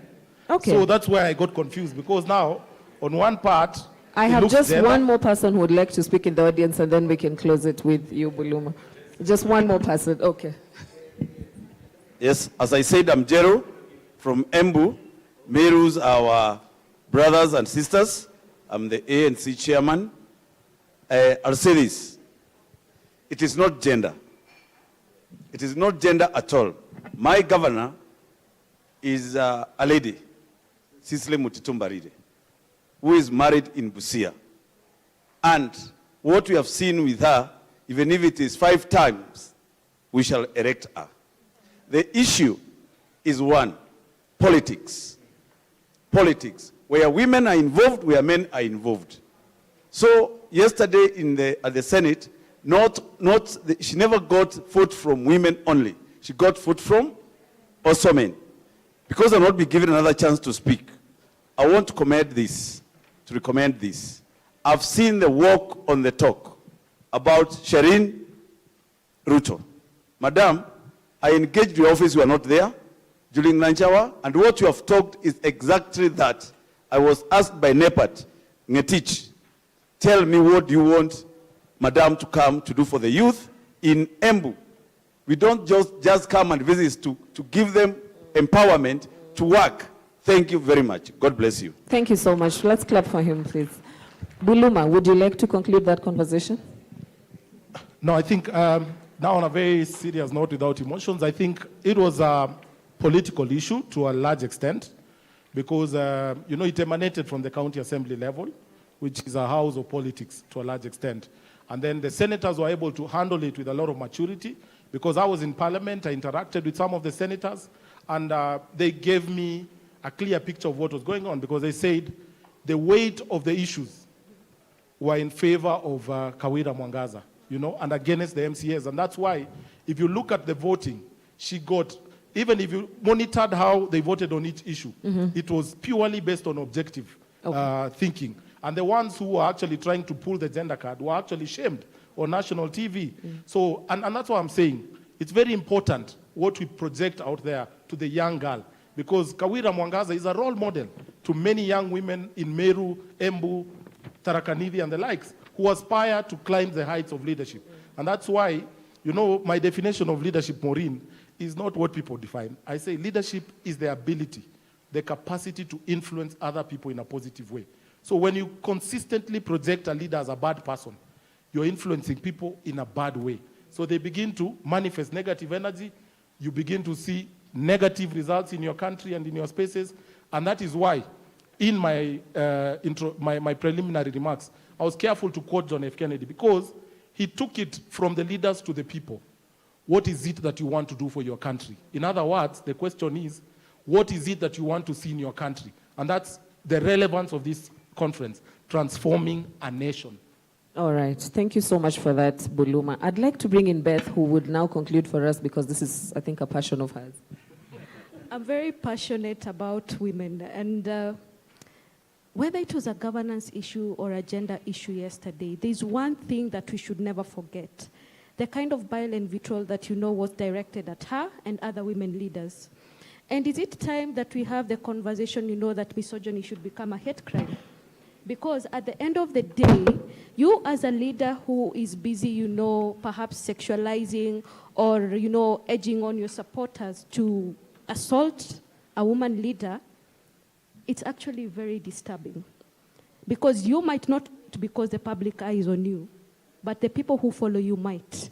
And this will cascade, to other women or other special interest groups, who are coming into the political space. So we should never forget the lessons that we learn out of any opportunity. So misogyny as a hate crime, I think that is something we should discuss as a nation. Sorry to interrupt, Maureen. I just have a question for everyone in this room because I totally agree that it was a political issue. But if it was a man on that seat, would we be talking about it as much as we're talking about it today? And now. Yes, please. Yes. Can I have a mic to him, please?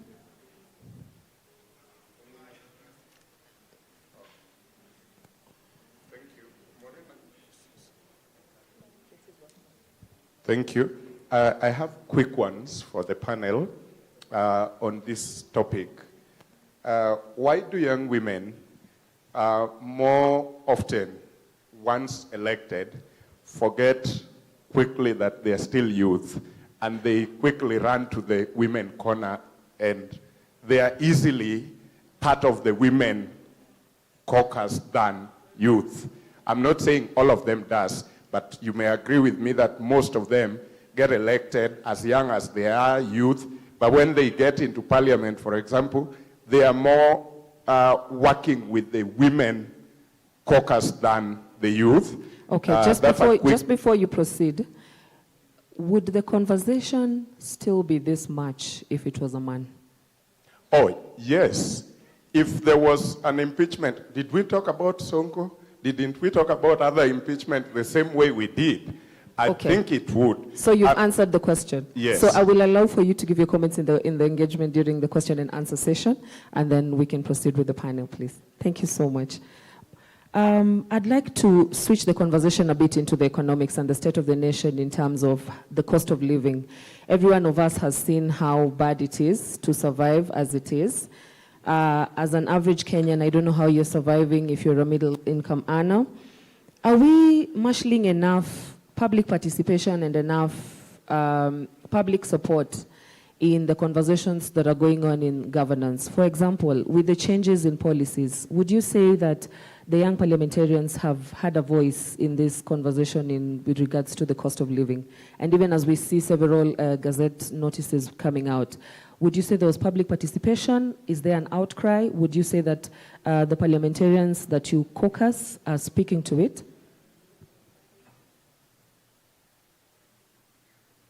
Thank you, Maureen. Just to provide context to what Kenya Young Parliamentarians is, it's a bipartisan caucus. It has both Azimio and Kenya Kwanza.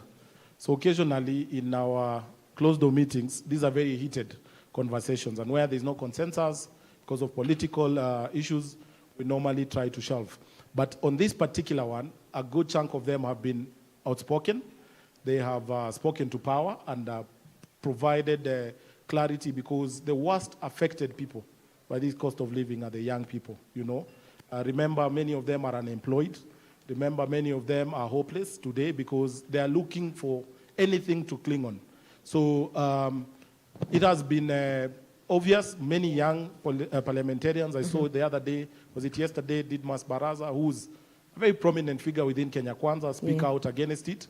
And those within the corridors, those within the spaces of influence, have equally been informed as much. You know, when you're having this caucusing, you're also trying to push the conversation. Okay. So there has been an exchange, but nothing conclusive. Okay. So Charlene, you have several youth empowerment activities, you have several initiatives with young people to both grow them in terms of mentorship and maybe economic growth initiatives. I've seen you're doing farming and beekeeping.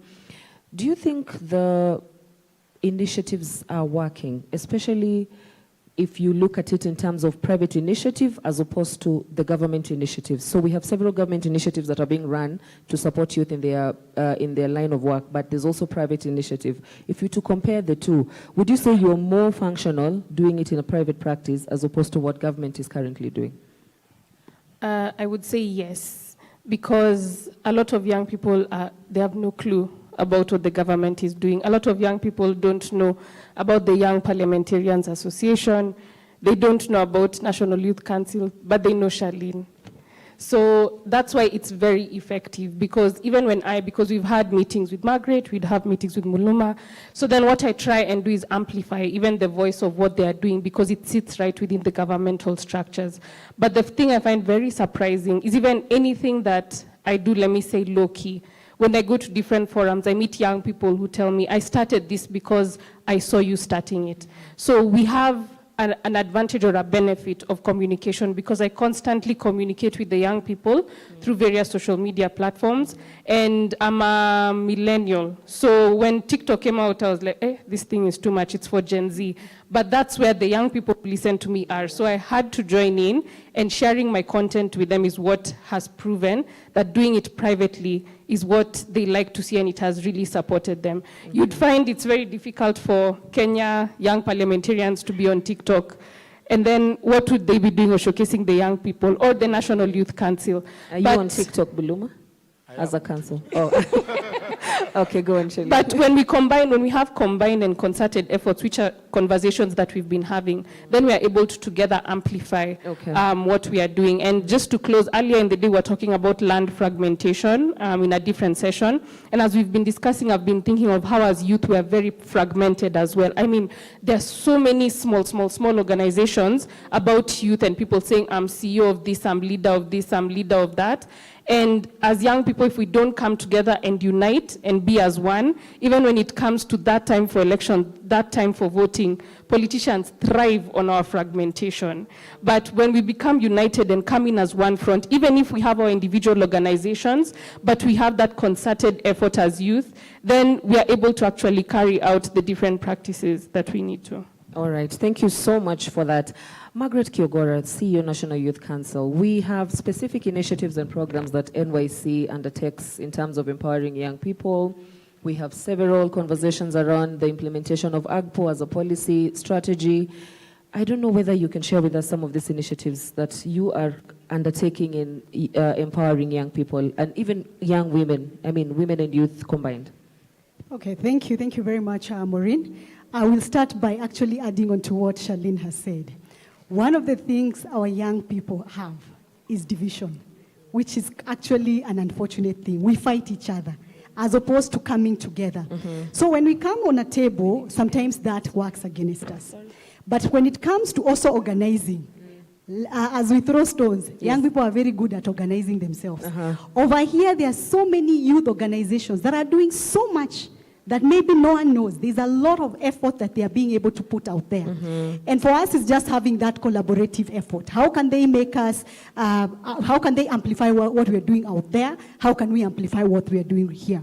Okay. Going to the question that you asked, what are these initiatives the government has? You remember the access to government opportunity.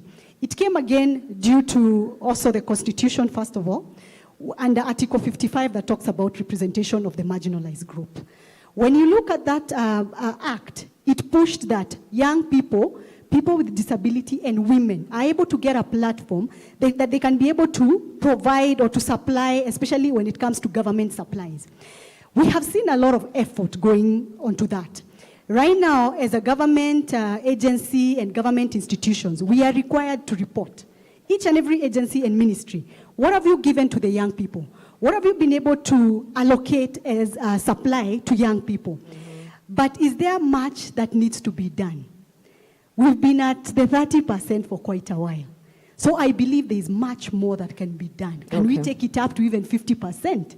Because again, when you go to the grassroots, you'll hear young people saying, but you know, these companies that we talk about that they are for the young people, they are actually owned by an older generation. It's just that I look for my son who is under that age of under 35, then they get this opportunity. So people either have learned how to bypass the system, but we need to be able to say, yes, we've done a lot, but much more can be done, and we can be able to ring-fence it for the young people, and really for the young people, not for the sons of other people.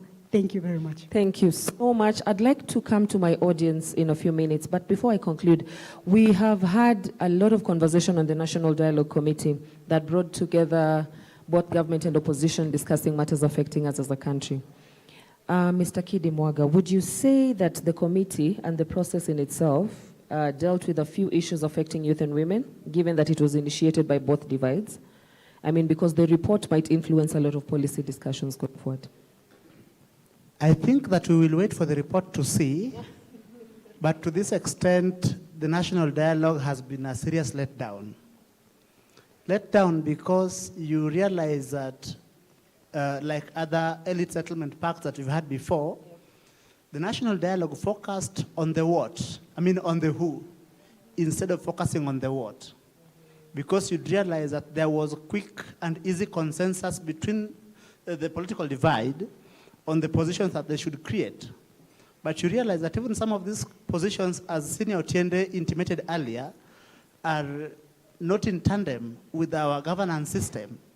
So that it therefore means that, like all other elite settlement pacts that we've had before, it was concerned about taking, people who did political science know of something called the game of the chicken theory, or what others call brinkmanship. So that the two sides running towards each other at full speed. So the one ducks, and the other, so the one who ducks is called a coward. And the other one who remains, says, still standing, is deemed a hero. So what the National Dialogue has underscored is that the members of the political class would easily find a compromise and self-protect at the expense of the nation. Thank you. All right. Charlene, I cannot leave the conversation without speaking about your initiatives around SIGs and especially people who are differently abled. Would you say there's a way we can harness their abilities towards transforming a nation, and how do they get information about initiatives that are going on towards transforming this nation?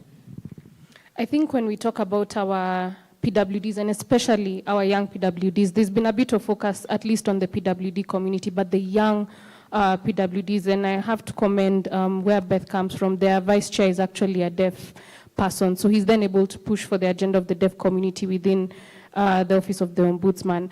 But when we look at our young PWDs, and let me go through the three main segmentations. So having the physically challenged, I believe when our former president, Mwai Kibaki, got into an accident and he had to use a wheelchair for some time, that is when the Disability Act was actually pushed and started being implemented. So he had to go through that experience for that action to begin. So that's how the physically challenged began to make pathways within their agendas. When we talk about the blind community, they've made quite a number of pathways because they've had very strong institutions that support what they do.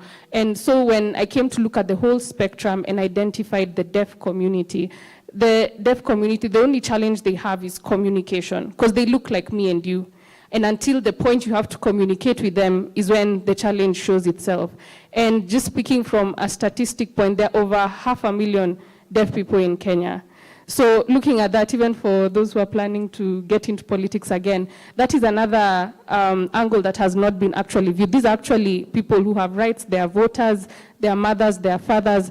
So when we look at transforming a nation and we don't have true inclusion, then we only talk in vain. Because those are people who could be seated in this room. They have brains like you and me, they have ideas, they have suggestions, but they're not invited into the room. They're not asked to be a part of the room. So I believe for us to fully transform our nations, then we need to have full inclusion. And even as Margaret has said, even when it comes to the opportunities that are offered within different government structures for work or whether it's for business, they really need to be included, and not just as a way to tick a box. Like earlier in the room, one of the panel, somebody said, we need a woman to ask a question. Really? We need a woman to ask a question? No. Women, as youth, as PWDs, we are not a tick on the box at the end of the day. We should be picked on because we are leaders, because we are bright, because we have something to add to the table, not because we are ticking a box on a list. Okay, I think we can clap to that. Okay. Can I have a clap? Can I have a clap to that? From the believers, yes. Okay, I would like to bring it to my audience, and we will have a first round, we'll have 5 people, and then the second round we'll have another 5. If we have more than 10, I think we will have overwhelmingly done well. So I will start off with this gentleman who I left out in the first conversation, and then I'll go to the next one. So they can speak, and then, can I pick 5 first? And then, yes, so I'll pick this gentleman, the lady in green, the gentleman in a hat, and Elvis here.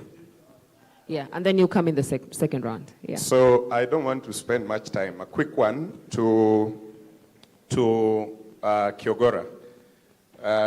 Do you think it is time to probably further mainstream youth across government? Because during President Kibaki, this proposal actually came from the youth themselves, that we should have a ministry that is for youth. But do you think that has also hurt the cause midway? Because if I go to the Ministry of Energy, they are telling you, kuna ministry ya youth. There is youth ministry, go there. Other than the AGPO, which they know we have to actually put some here, other than that, they have nothing else for the youth. And there are youth in the energy sector, and you don't see a forum for the youth in energy sector or anything. Do you think this, how do we go about this challenge? To Buluma. Not Buluma, my sister here. How do you think affirmative action for women has worked for us as a country? Since the enactment of Constitution 2010, we have had seats that are left for women, and women have been elected on those seats as women representatives. Mm-hmm. But women have also been appointed or nominated. For example, I would talk about Member of Parliament for Suba South, Millie.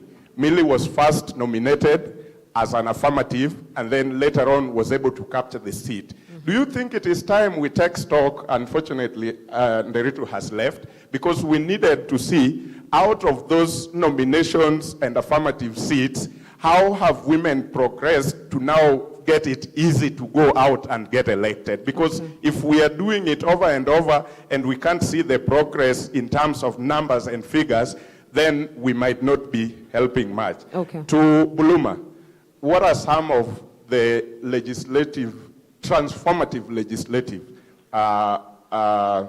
whatever that has come from the Young Parliamentarians Association that we can say youth are really proud of the young parliamentarians, and this is some of the legislations that they have come with. About Yakpo, we know. What are the other ones that are even in the pipeline? Because we can't see people grouping and calling themselves young parliamentarians, but we can't see that translating into policies that are making the environment easy for the youth. Okay, thank you so much. We'll have you in green, please. So there's the third and the fourth, please just stand up. Yes, and then yes. Thank you for this opportunity. My name is Wanchi Kodega. I am a young woman who ran for office in Kiambu County. I also sit at the National Women's Steering Committee. I haven't heard the panel speak more about the multi-agency working group. After it was launched by the CS, Aisha Jumwa. So I would like to know the progress of the agency. So far, what's the progress? Also, I appreciate the fact that you also made a call for submissions, public participation. I submitted and also made a case to do oral presentation in Parliament. When do I expect feedback or invitation? Thank you. Thank you so much for that. Can we have the gentleman in a hat? Sorry, you come in the second round. I already picked the first five. Apologies. Yeah. Hi, yes. So my name is Ken Ruto. Yes, I come from the city of Champion. I have 3 questions. Karibu Ken. Yes. The first one goes to Charlene. Since you are doing a good job, have you thought through your office of applying grants from donors like Konrad, UNDP, so that you can make more impact on the ground? Yes. The second questions go to NYC. Congratulations, because I can see you are a young person. During those years, all the people used to be the leaders of NYC. Are you planning? Why have you not done election for many years? Muko to Nairobi. Then I come to Ombudsman. Ombudsman, young ladies are suffering in the hands of government officials. When they want to employ them, they ask them out for coffee. What are you doing as Ombudsman to stop that? Thank you. Thank you so much for those questions. I'd like to bring in Elvis. Elvis, if you could. Thank you so much, Maureen, for this opportunity, and congratulations to the panel for the good discussion. One, I'm rising on a point of representation of this group on this other side. For the longest time today, they have been marginalized in this session. When you look at the number of people who have spoken from this side, only about 2. Just because, one, the moderator sits facing the other side. The roaming cameras are all over here, they're blocking us. So I propose that tomorrow, the moderator sits on the other side, the roaming mics, the cameras go on the other side, and the people sitting there remain there. So that we have fair representation in this room. Thank you, Secondly, Elvis. Thank you. it's just an add-on. I'm particularly uncomfortable with the discussion on inclusion. Because when I look at inclusion, it's about what maybe Charlene has mentioned, ticking boxes. And most of the time, you've seen even in meetings or in occasions that we are invited, both by government and even by organizations. You'll find always participants list including under 35, over 35, female, male, and PWDs, just for the sake of making sure they tick and confirm that these people are there. And inclusion, I would rather we talk about engagement or involvement, because inclusion is just more like creating an environment. But engagement is now allowing these parties to participate in that environment that you have created. Okay. And therefore, the conversation about inclusion should be shifted into involvement and engagement so that these women, these youth, these PWDs we are talking about are meaningfully engaged rather than just being included. Asante. Thank you so much, Elvis, for that. I think we'll allow the panel to go with the questions, to give us a round of answers for the questions raised. Margaret, if you could. Okay, I will start with a question that came from Mishak about is it time to have mainstreaming of youth? I'll start first of all by saying one of the things that we would wish for is empowering that Ministry of Youth. It's already there, but we would wish for that Ministry of Youth is empowered to represent the youth of this country.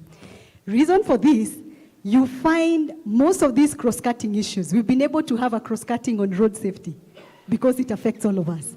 We've been able to have a cross-cutting on HIV and AIDS because it affects all of us. But when it comes to youth mainstreaming, we hesitate. Why is that? When you look at most people, everyone has a program on youth. There was youth and energy. You find there is youth and something else. So everyone is actually dealing with the young person. Everyone is dealing with this youth. So I agree with you. It's a high time we mainstream this because youth are in all sectors and they're affected. And they're the biggest population. If we leave them behind, then that means we will have a dissatisfied lot.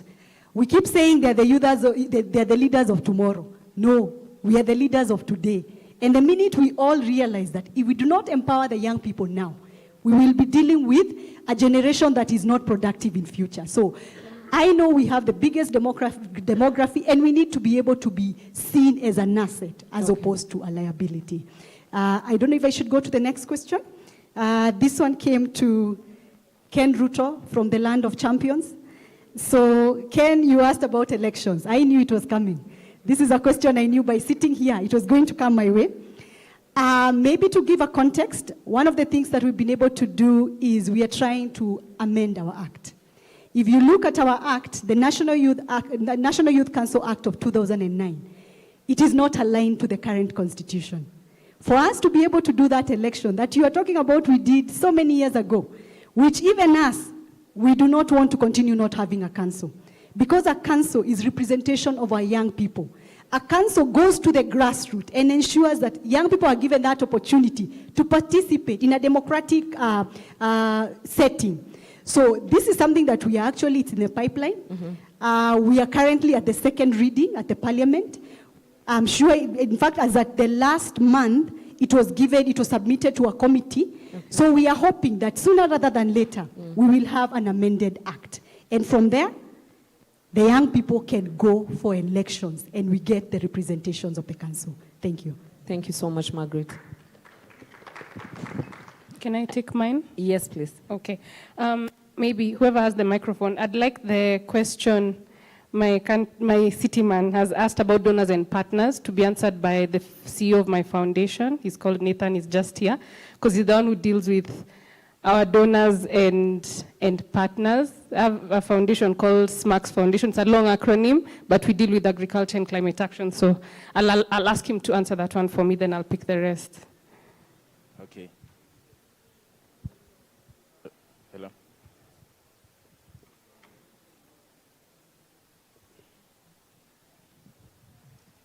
Oh, okay. Thank you very much, Patron.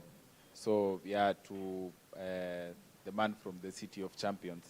So, yeah, as a SMAX Foundation. If you could move your mic closer. Yeah, okay.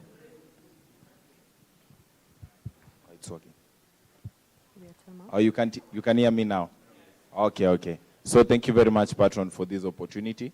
So, to the question that you have asked about seeking grants and funding, yeah, we are in the process of doing so. We are currently working on our strategic plan and the counties that we'll work on and the issues that we want to address.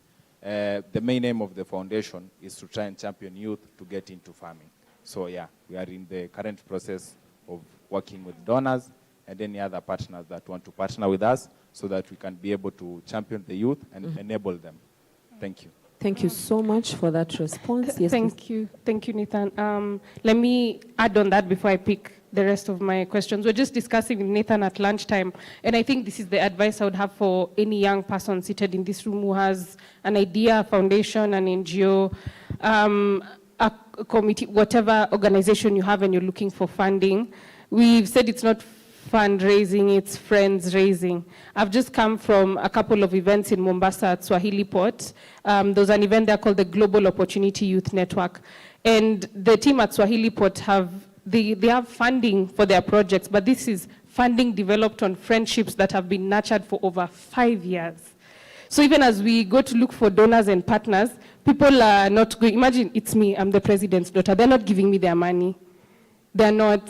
they're like, oh, we'll think about it. They want us to develop a relationship and a friendship before they know exactly where are they putting in their money. So, my friend, it's going to take some time, but we are studious in our journey, we are resilient, and in the meantime, we are hoping on well-wishers like you to come and support us.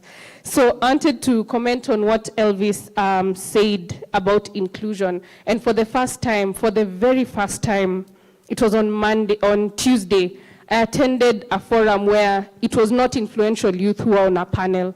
It was youth who basically are at idea stage. They've just formed their groups. They just have 1 or 2 or 3 ideas, and the rest of us sat and listened to them. And it was the best panel probably I've ever attended because it allowed the young people to voice. We only say the young people have a voice, but do we allow the young people, and not young people like me or Muluma or Margaret, at least we are somewhere and we are pushing an agenda somewhere. But there's a young person seated in this room that probably they needed to be the ones seated here today to tell us what they're doing. And I'd really encourage the conveners of these amazing conference that next time, let's allow the young people seated here. Let's do a vetting. Let people apply. Let people say, this is what I want to talk about, so that those young people can sit here and the rest of us can sit there and listen. And actually from there, they can get someone to support their ideas. And lastly, to my brother, you were talking about that there is, in energy sector. I mean, we had the Youth Energy Summit this year. I don't know where you are, but you are there. So you see, there are programs for the youth across all sectors. I think Muluma whispered something to me. I'd like him to say it loudly when it comes to, to that part of the youth in different sectors. Thank you, Charlene. It wasn't supposed to be said here. Oh, sorry. No. I'm just pulling a leg. I'm not the best person to respond to questions in regards to the executive, because I'm on the legislature, but I've equally whispered to Kyogora, and she has confirmed. I think across all government ministries, to the best of my knowledge, there's supposed to be a youth officer or a youth department, so that to relate issues of youth with that particular department. That's exactly what I'd whispered to Charlene. In respect to my question, which was on what KYPA does, I think one is that you understand that this is a parliamentary-based organization. The functions of parliament include to legislate, oversight, and represent. So legislation is just one component of 2 other functions. And on legislations, I keep mentioning AGPO because it's one of the laws that I'm so proud of, because it meant giving young people an opportunity to do business with government. Apart from that, the National Employment Authority is a creation of a law that was done by KYPA in the last parliament. Yeah. On this particular parliament, we want the young people to be at the forefront in fighting corruption. So we have sponsored a legislation that we did last parliament, but was not successful. It's called the Whistleblower Protection Bill, because we want you to be whistleblowers, snitch, but snitch with wisdom, so that you reap from your snitching. The last parliament, there are some bills we have tried to do, like the Strategic Industries Bill, just as a build-up to the AGPO, which was intended to actually get government to commit funding towards young people in these small industries. Like there are young people doing amazing things like creating shoes. Where are they getting resources to build on such foundation? So outside that, in our representation function, I've seen so many faces that we have brought to parliament to engage as parliamentarians and gain first-hand experience, debating as a parliamentarians, sitting where your member of parliament sits, so that you gain parliamentary experience. In fact, our speaker for that parliament is one of the organizers of this event, Nathaniel, and I think he's seated somewhere there. He's called Mr. Speaker. You'll hear many of the young people calling him. In respect to oversight, we take this function very critically.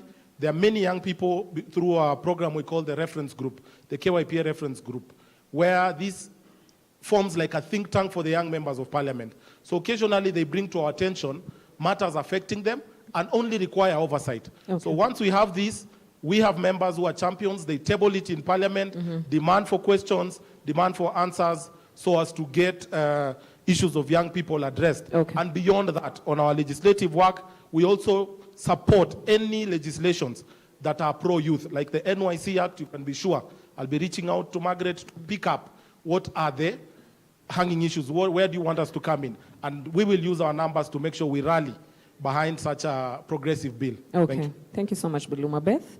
And then we will go to Kidi, where we'll just start to do our closing remarks because of time. Thank you. Affirmative action seats. I just want to mention 3 women. Honorable Sophia Abdi Nur, nominated into parliament, then she became the member of parliament for Ijara constituency. In Garissa, we all know.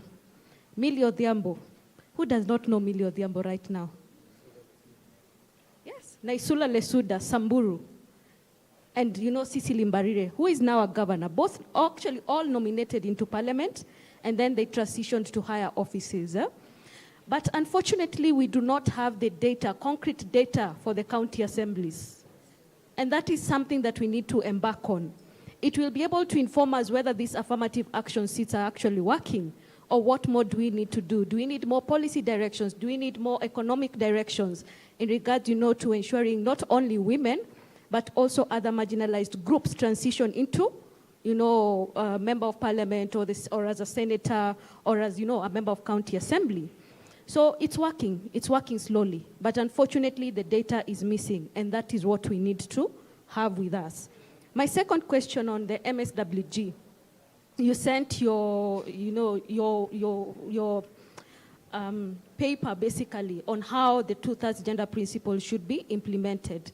We are currently about to embark on stakeholder engagement and public participation. So if you sent in your paper, expect a call from the Secretariat to be able to present before us. Hopefully next week or the week after next. So we will get back to you on that. Thirdly, Mr. Ruto, sexual harassment is a crime. But there's a problem we have in terms of reporting. People do not report it. And if the victim is very, timid to report or is traumatized to report, a witness should report it. But that does not happen. So the onus does not only fall on the victim to be able to report sexual harassment, also a witness can actually do that. But the issue we have, I think as a starting point, all government institutions must have a sexual harassment policy. It's a law. So the first question we must ask ourselves is, are those policies there? And do they work? And do they show clear reporting mechanisms? So that in the event that as a victim or as a witness you have reported that this issue happened here or there, and they take no action, then as the ombudsman we can come in, because that is maladministration. All right, thank you so much. Unfortunately, because of time, I will not be able to take another round of questions. However, you can reach out to my panel during the break to just have that conversation with them. As we close, I'd like for my panel to just give in one sentence how best we can transform this nation in your perspective. In conclusion, how best can we transform this nation? As young people, in one sentence, Kidi. As young people, our presence must count. Let us be the change that we are craving for. Thank you. Okay, so our presence must count. Let us be the change that we're looking for. Let's clap for that. I think that's a good statement. Yeah. As young people, we must be available. We must also be able to learn from our older generation. And we must take advantage of such platforms to ensure that we are learning. And maybe to conclude, I would want to talk about Youth Connect and tell our delegates here that we have Youth Connect. This is a platform that I'm talking about. A platform that young people can be able to take advantage of, come and listen. And we are looking at having members from 32 countries. That is 20,000 delegates from 32 countries. And you're most welcome. Thank you. Thank you so much, Margaret. Let's clap for Margaret as she... Buluma, one sentence. I will conclude with a quote from Martin Luther King. He asked the Americans, if you want to be great, wonderful. If you want to be famous, it's also wonderful. If you want to be known all over the world, it is wonderful. But recognize one thing, the greatest amongst all of us shall be the servant of all of us. Thank you. Okay.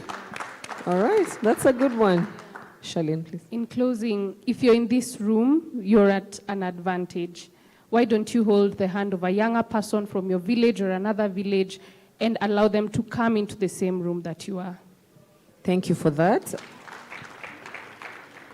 For me, I would just say this. We hold the power as citizens. Donated power to a few elites does not suppress our voice. So if you allow your voice to be suppressed, then you are the problem. They are not the problem. Okay, let's clap for that. I think that's a good one. All right, so ladies and gentlemen, it was a pleasure to be part of this conversation around the role of youth and women in transforming this nation. I would like to end the conversation by saying we have a greater role to play. And as we conclude, I would like for us just to give a final round of applause to the panel as they go back to the seats. All right, so thank you very much for taking your time to be part of this conversation. My name is Maureen Wanyonyi. I was privileged to be the discussant for this conversation. Thank you. Thank you so much, Maureen. It has been a very insightful and wonderful conversation. Can you imagine we've had Charlene, are you okay? Are you okay? Okay. We've had 4 rounds of very intensive thematic areas and discussions. I want to thank all of you so much for your patience. And as I said in the morning, patience is the father of good character. So this is so good for all of you. I want to clap, all of you to clap for yourselves. Yeah, thank you so much. Thank you so much. So without further ado, I want to make just a few announcements. Number 1, there is a team that is from outside Nairobi that we are hosting at Rio Hotel. So the bus is already waiting for you. The bus came at 6:30, so it's already here. We will have brief tea. There is tea outside here. You can have tea. Then after that, you can be able to make your way to the bus. So the bus will take all of you who are being accommodated.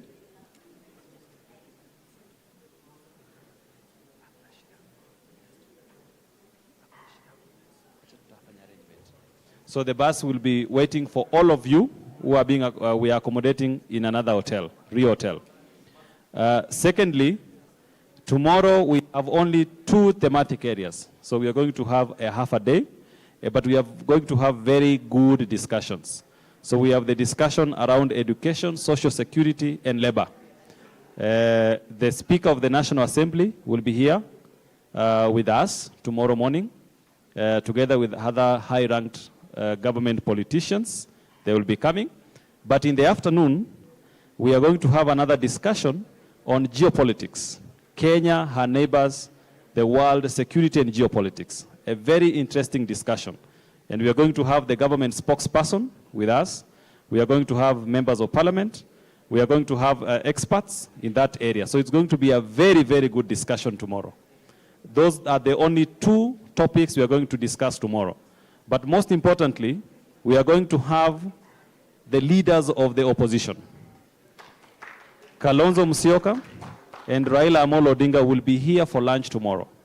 And it's going to be, we have asked them fundamental questions because they are providing alternative policies to the government. So the question we have asked them, if you were in government today, what are the alternative economic standpoints that the opposition will be implementing if they were having the instruments of power? So if you want to listen to this discussion tomorrow from Raila himself and Kalonzo Musyoka, tomorrow make sure that you be here at the venue by 8 a.m. Do you want to listen to that discussion, all of you, tomorrow? So tomorrow we are going to have very insightful. It's going to be a half a day, not a full day, a half a day. Then we are going to conclude the conference like that. So somebody to pray for us. Anybody who can volunteer to make a word of prayer for us. Then we're going to have the band singing. If you want to listen to nice songs, so James is here and the band, the Weavers Band. So who's going to pray for us? Yeah, please, take the floor, pray for us. Roselyne, please pray for us. And God bless all of you.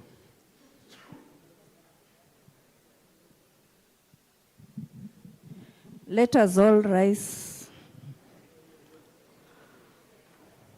Our Heavenly Father, Lord, I want to thank you, Lord, for this day. It is the day you made for us to rejoice in you, Lord. Father, I thank you for each and everything that we have been able to cover today, Lord Father. I want to thank you for the sponsors of this transforming Kenya.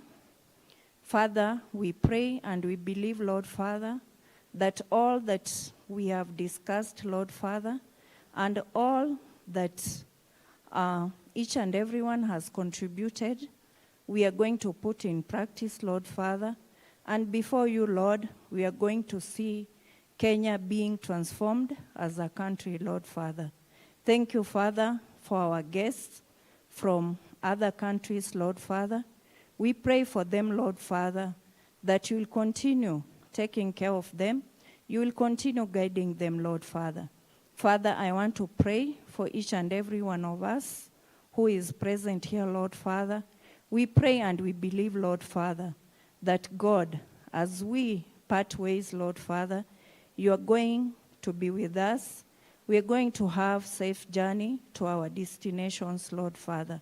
Father, we pray, God, Lord, that tomorrow, as we gather here again, Lord Father, we are going to have a good session, Lord Father. Thank you, Father, for each and everything, Lord. Thank you, Father, for the far you have taken us, Lord Father. Father, we pray and we believe, God, you bless us. You bless them, Lord Father, abundantly, Lord Father. We pray this, believing in the Jesus' name I pray. Amen. May the grace of our Lord Jesus Christ and the love of God and the fellowship of the Holy Spirit be with us now and forevermore. Amen.